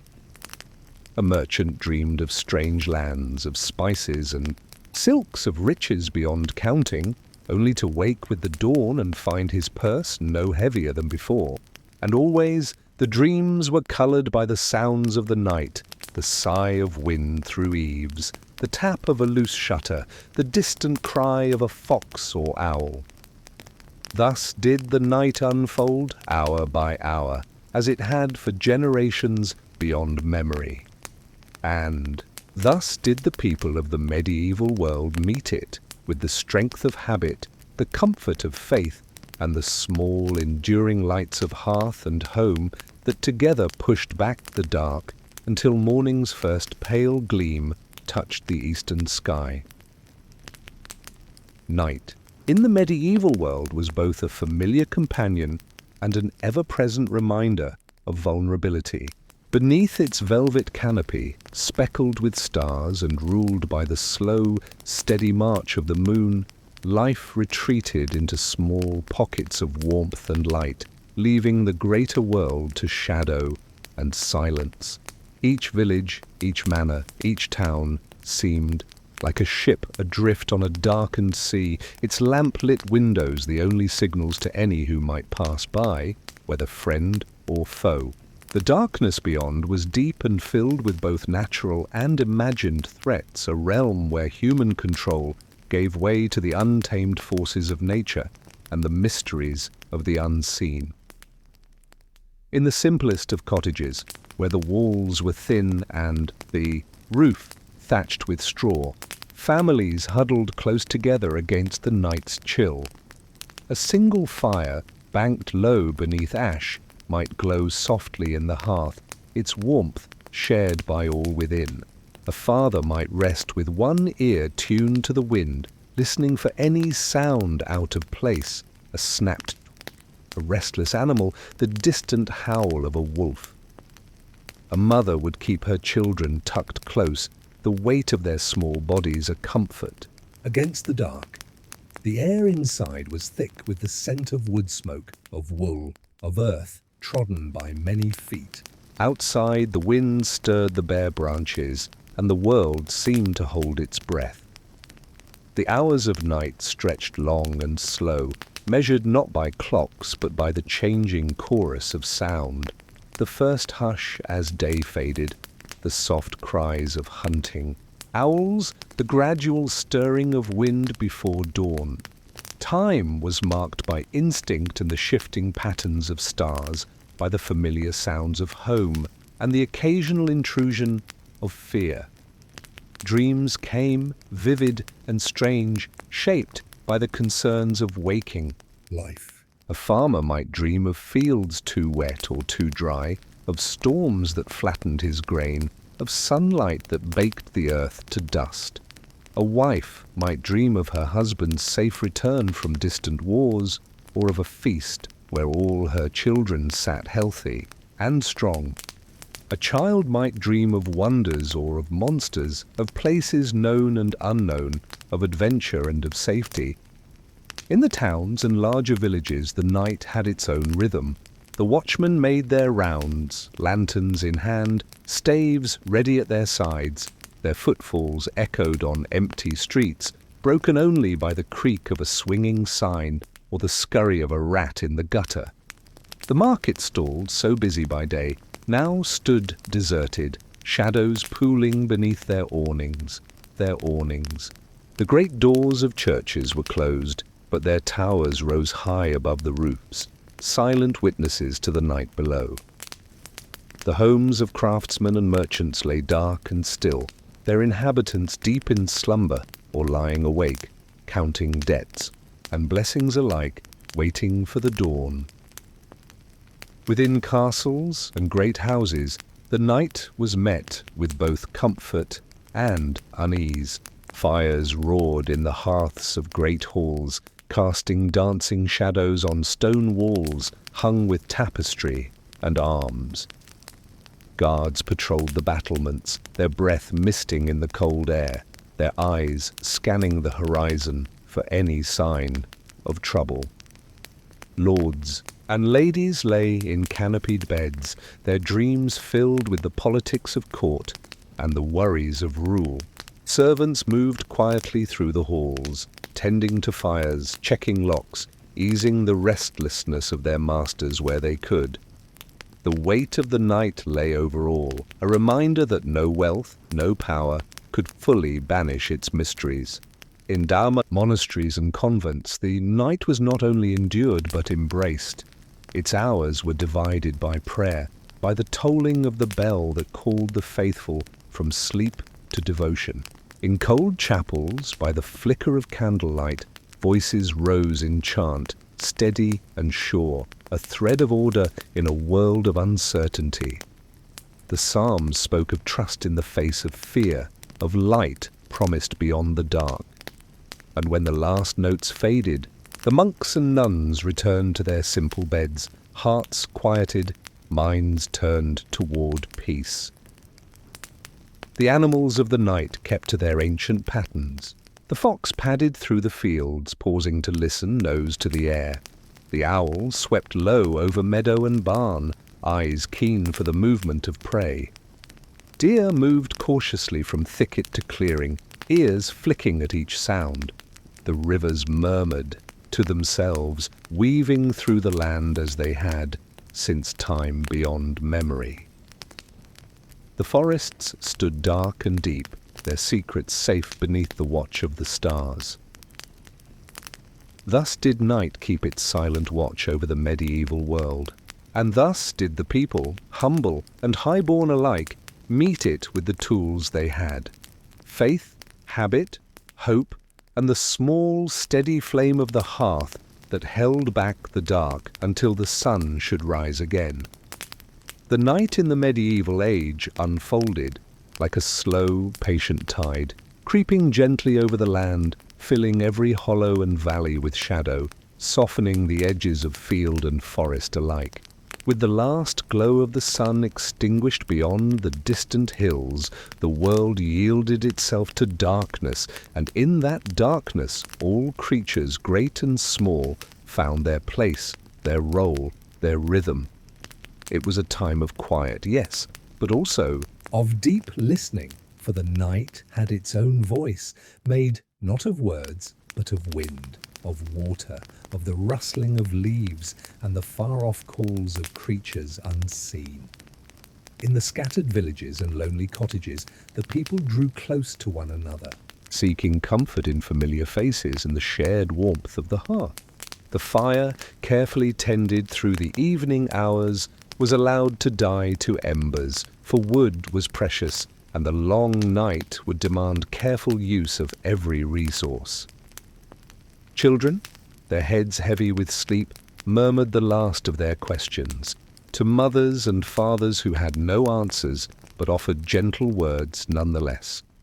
Grandparents, wrapped in cloaks or heavy blankets, told soft tales to ease the young into sleep, stories of saints and heroes, of clever beasts and wicked spirits, outwitted by virtue or courage. Sleep came to the weary as a blessing, but never as something taken for granted. Every night was a small surrender, a trust placed in the walls that sheltered, in the dogs that guarded, in the watchmen who kept their lonely rounds beyond the door. And outside, the world moved on in its ancient patterns. The breeze slipped through the cracks in shutter and wall, carrying with it the scents of earth and wood smoke, of pine and river water. The frost crept slowly across the fields, silvering the grass, lacing the edges of puddles and streams with delicate, fleeting pattern. Within the towns, the streets lay empty, save for those who made the night their work. The watchmen with their lanterns passed from corner to corner, their steps measured and steady, their eyes sharp for any sign of trouble. From time to time, a dog barked in the distance, or a cat slipped across a rooftop, its eyes glowing briefly in the lantern's light. Merchants and craftsmen slept behind heavy doors, dreams filled with worries of trade and taxes, of guild disputes and market days yet to come. The great churches, dark save for a single flickering lamp before the altar, seemed to brood over the town, their towers pointing like fingers to the stars above. In castles and manors, the night was met with both comfort and caution. Fires blazed, in the great halls casting long shadows that danced upon banners and shields. Guards paced the battlements, their cloaks drawn tight against the cold, their faces lifted to the sky in quiet watchfulness. Lords and ladies lay upon soft beds, their dreams troubled by thoughts of alliances and rivalries, of fortunes to be won or lost. Servants moved softly through the corridors, tending to small tasks, listening for the cry of a restless child or the groan of a shifting timber. The monasteries met the night with prayer, as they had for generations. At the appointed hours, the bells sounded, and the brethren rose from their hard beds to gather in the chapel's cold embrace. There, by the light of candles and the glow of their own devotion, they lifted their voices in chant, their words rising, like incense into the dark. The Psalms spoke of mercy and justice, of light that no darkness could overcome, of a peace promised but not yet, fully known. And when the last note faded, they returned to their cells, their hearts calmed, their bodies ready for a few more hours of sleep before duty would call again. The night belonged too to the creatures of the wild. The fox hunted through the underbrush, its red fur blending with shadow and moonlight. The owl glided silently above the fields, its sharp gaze catching the smallest movement below. The deer stepped cautiously into clearings, nostrils flared, ears alert to every sound. The river ran on, its voice soft and steady, the sound of time itself passing through the dark. The trees stood as silent sentinels, their bare branches etched against the sky, their roots deep in the earth, holding secrets older than memory. And so the night unfolded, as it always had, as it always would. Each hour marked by the shifting of stars, by the slow drift of clouds across the moon, by the deepening cold that crept into stone and bone alike. And within the homes and hearts of all who dwelled upon the land, the night was met with courage, with habit, with faith that the dawn would come again, bringing with it warmth and light and the promise of another day. The medieval night was more than the absence of day. It was a world unto itself, with rules, rhythms, and secrets that belonged to no one, and yet touched everyone. Beneath the vast canopy of stars, under the silent gaze of the moon, life did not cease but merely shifted into quieter, more cautious forms. Darkness was not empty. It was filled with sounds, with scents, with unseen movements that spoke to those willing to listen. For the people of the time, night was not merely endured, it was navigated, respected, and at times even embraced as a part of the great cycle of life. In the small cottages of peasants and crofters, the night pressed close against the walls, its chill seeping through every crack and crevice. Families lay close together upon straw pallets, wrapped in what blankets and cloaks they possessed, drawing strength and comfort from one another's presence. The hearth, its fire reduced to a bed of glowing coals, gave off just enough heat to take the edge from the cold, just enough light to keep complete darkness at bay. The scent of smoke mingled with the smell of earth and wool, and the faint aroma of the evening's last meal, clinging to the air like a memory. Outside, the wind stirred the trees and the roof's thatch rustled softly, as if whispering to the night. Sleep came in waves, light at first, broken by the creak of wood, the call of an owl, or the distant bark of a dog. Dreams were vivid, shaped by the hardships of the day and the hopes of the morrow. A farmer might see his fields golden with grain or blackened by storm. A mother might dream of children safe and grown, of laughter in a warm room. A child might see wonders or terrors, knights in shining armor, dragons coiled around tall towers, or wolves with eyes that glowed like coals. And when waking came between these dreams, it brought not fear, but a moment of listening, of measuring the night's sounds to judge whether all was well. In the villages and towns where homes huddled, close and streets twisted like narrow rivers of stone, the night was both protector and threat. The watchmen made their rounds, their boots striking sparks from the cobbles, their lanterns casting shifting patterns of light and shadow. From behind shutters and barred doors, the townsfolk heard these sounds and felt a measure of ease, knowing that others kept vigil while they slept. But the night also held those who moved unseen. Thieves, perhaps, or souls too restless for rest, seeking solace in the quiet streets or the empty churchyard. The town's heart beat slow in the dark, waiting for the light that would bring it back to life. In castles and great houses the night was met with both defiance and unease. Fires blazed in high hearths, banners stirred in unseen draughts, and the stone walls held back the cold.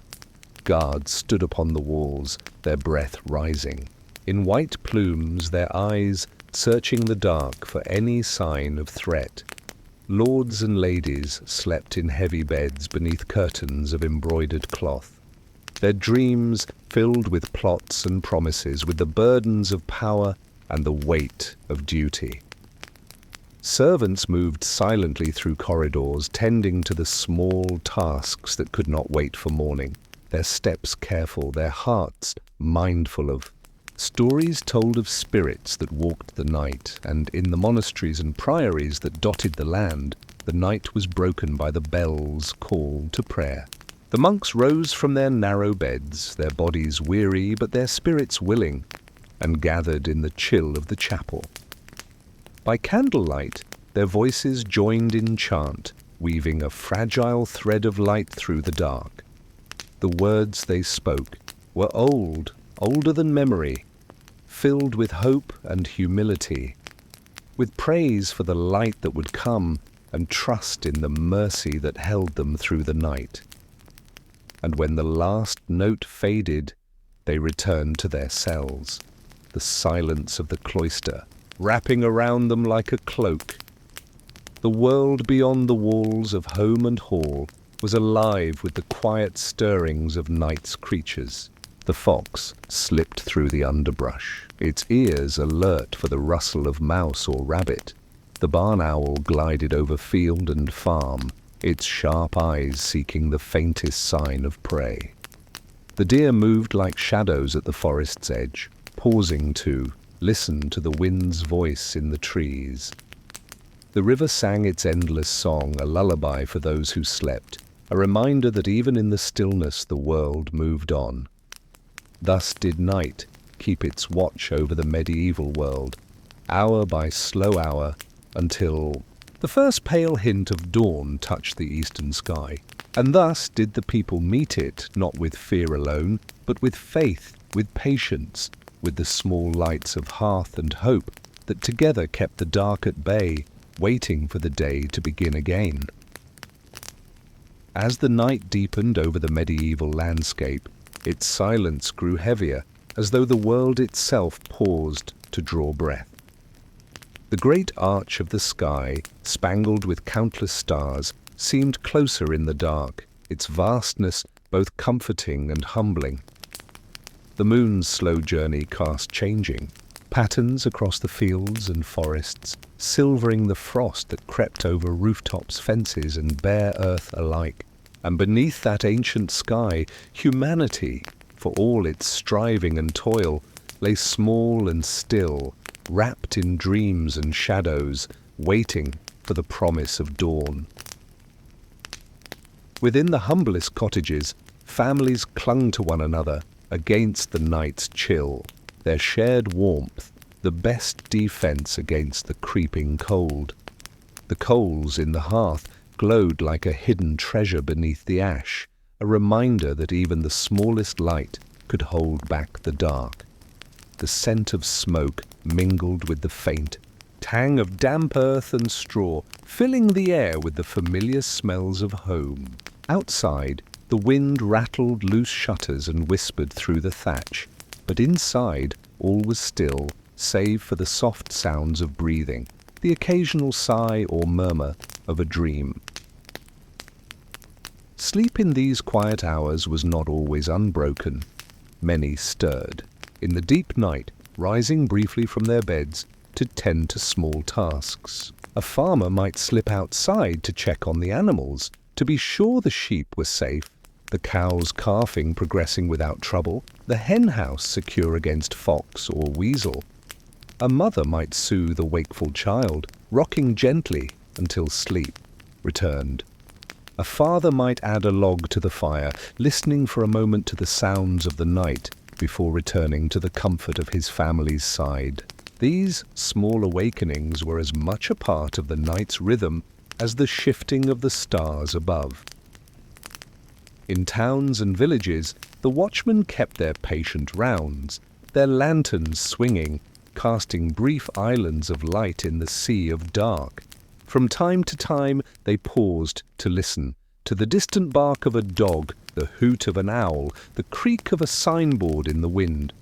They moved through streets that by day rang with the voices of merchants and buyers, of children at play, now silent, save for the sound of their own footsteps. Behind closed shutters, the townsfolk lay in their beds, some dreaming of profit or pilgrimage, others troubled by debts or disputes left unresolved at day's end. In the halls of the mighty, the night brought a different kind of vigil. The great fires of the hearth roared low, casting flickering shadows upon the stone walls and carved beams. The guards upon the battlements watched the horizon, alert for any sign of danger. A glint of steel beneath the moon, the distant glow of a campfire that should not be there, the shapes of riders upon the ridge. Inside, the lords and ladies slept in beds of carved oak, beneath hangings of wool or silk, their dreams filled with the cares of rule, the plots of rivals, the fragile balance of power that daylight would demand once more. And in the cloisters and abbeys, the night was shaped by prayer. At the appointed hours, the bells tolled, and the monks or nuns rose from their narrow beds to gather in the cold of the chapel. There, by candlelight, they chanted the psalms that gave order to the dark, their voices rising and falling in rhythms as ancient as the stones beneath their feet. The words spoke of trust and trial, of light beyond darkness, of mercy stronger than fear. And when their voices fell silent once more, they returned to rest, their hearts quieted, their souls renewed by the night's devotions. The creatures of the night moved as they always had, following paths worn by countless generations. The fox nosed through the hedgerows, the owl swept low across the fields, the badger shuffled beneath the trees. The river ran on, untroubled by the turning of hours, its song a constant in a world of change. The wind played through the branches, carrying with it the scent of pine, of water, of the first hint of snow. The forest, dark and deep, kept its secrets well, sheltering both hunter and hunted beneath its ancient canopy. And so the night wore on, its slow hours marked by the quiet turning of the world beneath the stars. For those who slept, it brought rest or restless dream. For those who watched, it offered time to think, to remember, to hope. And in every heart, whether of peasant or prince, monk or merchant, there was the knowledge that the night would end, that the dawn would come, that the world would be made new again with the rising of the sun. As the hours of night pressed on toward dawn, the medieval world remained cloaked in its familiar shroud of darkness, but that darkness was never empty. It was filled with the soft breathing of those who slept, the subtle stirrings of animals in their pens, and the patient, steady sounds of a world at rest, yet never fully still. The stars traced their ancient paths across the sky, keeping time for those without clocks. The moon, when visible, cast its pale silver upon the land, outlining roofs and trees, rippling across the surface of rivers and ponds, glinting faintly on frost-covered fields. And always there was the wind, sometimes gentle, like a whispered lullaby, sometimes harsh, like a voice warning of change to come. Within the humble cottages scattered across the countryside, families lay huddled together for warmth. The straw mattresses creaked beneath shifting bodies, the occasional cough or sigh breaking the quiet. The hearth's coals glowed low, a fragile heart of warmth at the room's center. In these small, dark spaces, the night seemed larger, closer, more immediate. Children stirred in their sleep, dreaming of things both wondrous and strange. A knight on horseback, a castle's feast, a dragon's shadow, or a forest's endless maze. Such were the fancies of young minds, shaped by the tales they had heard before bed. Their parents too dreamed of harvests, of debts repaid, of the safe return of loved ones from distant journeys. But always, beneath the dreams, was a quiet vigilance, a part of the mind that never fully slept, listening for danger, for change, for the first hint of dawn. In villages and towns where stone and timber formed narrow streets and high walls, the night was kept at bay by the watchmen's rounds. Their lanterns bobbed like fireflies through the dark. Their boots echoed against cobblestones worn smooth by generations. From time to time, they paused to listen, to the far-off bark of a dog, to the creak of a shutter, to the sound of their own heartbeat in the stillness. The town itself seemed to sleep, but beneath its quiet surface lay the concerns of 100 households, the merchant fretting over unpaid accounts, the baker dreaming of tomorrow's dough, the mother worrying for a child's health, the father planning repairs to roof or cart. In the manors and castles that dotted the land, the night was both fortress and foe. Great fires burned low in the hearths of high halls, casting flickering light upon stone walls and banners that stirred in unseen draughts. Guards walked the ramparts, cloaks drawn close, eyes scanning the dark for any sign of threat. Inside, lords and ladies lay in beds draped with heavy curtains, their rest uneasy, their dreams filled with the weight of rule and the games of power. The night brought no true peace to those who bore its burdens. Even as they slept, their minds worked over alliances made and broken, taxes due, borders threatened, and the countless small decisions that shaped the course of their lives. And in the cloisters and abbeys, the night was given over to prayer. At its appointed hours, the bell's toll called the faithful from sleep.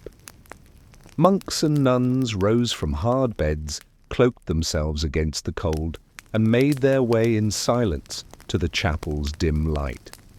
There they lifted their voices in chant, ancient words rising to fill the darkness with hope, with trust, with the promise of light beyond shadow. The psalms spoke of steadfastness, of mercy, of strength found in faith, and when the last note faded, they returned to their cells' hearts. Stilled, minds eased, ready to rest once more until duty called again. He called again. The creatures of the night kept to their silent labors. The fox hunted the edges of field and forest, its red coat blending with the dark. The owl swept low over meadow and barn, its wings soundless, its eyes bright with purpose.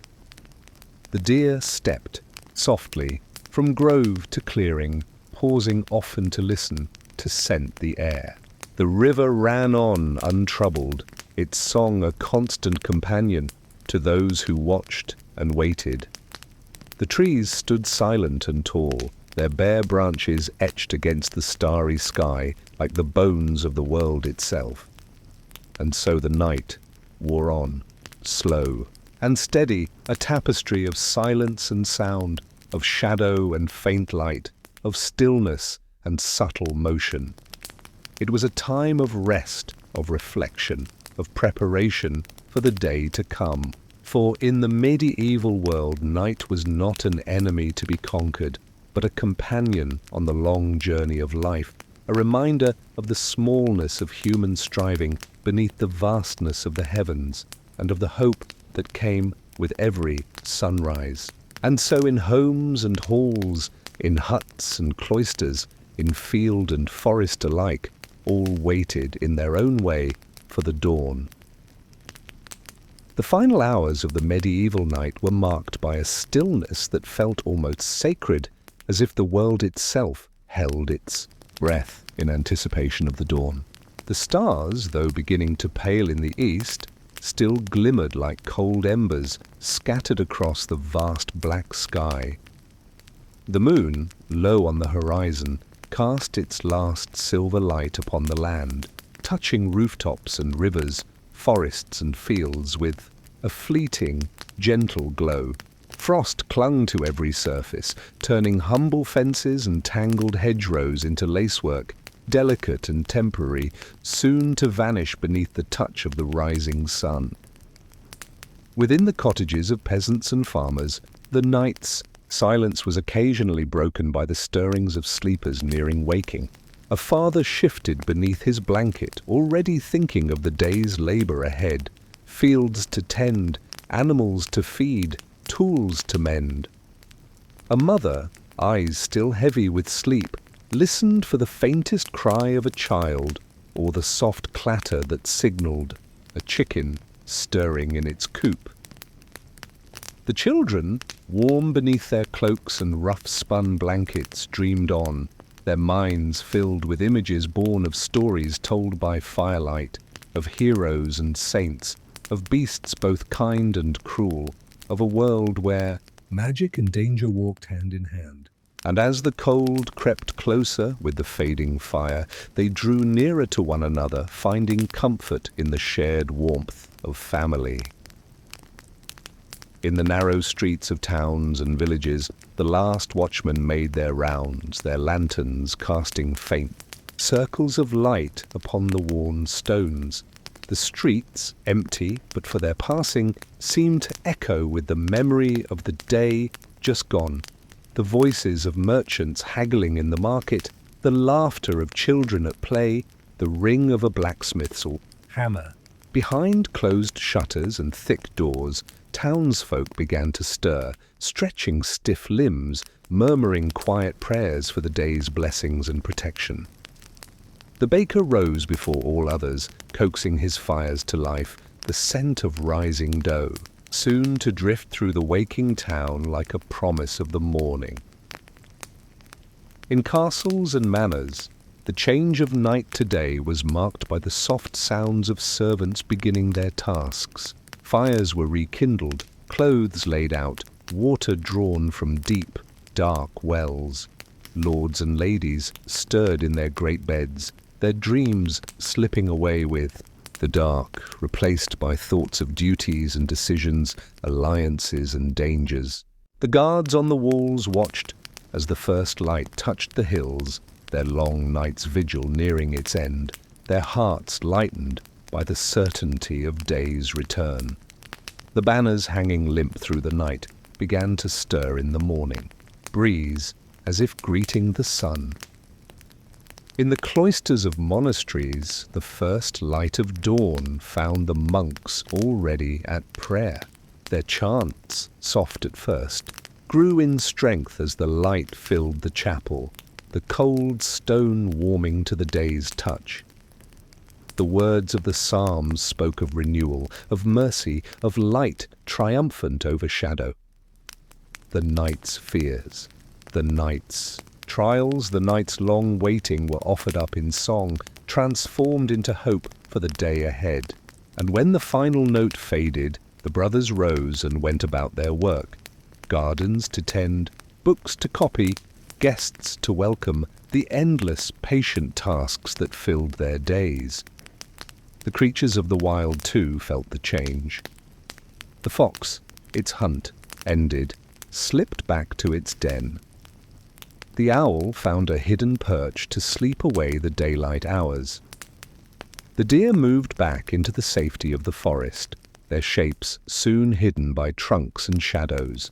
Birds lifted their voices to greet the dawn, their songs rising in a chorus that filled the air with life and promise. The river, silver in the new light, ran on, carrying with it the secrets of the night and the hopes of the coming day. And so the medieval night gave way to morning, as it always had and always would. The darkness retreated before the sun's advance. The frost melted from roof and field.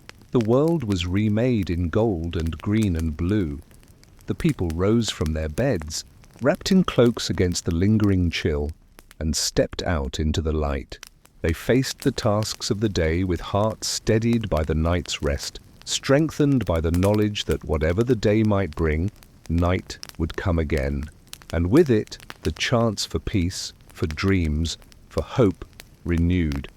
The cycle of day and night, of work and rest, of fear and faith continued, as constant and enduring as the stars above, as the turning of the seasons, as the quiet courage of those who lived beneath them.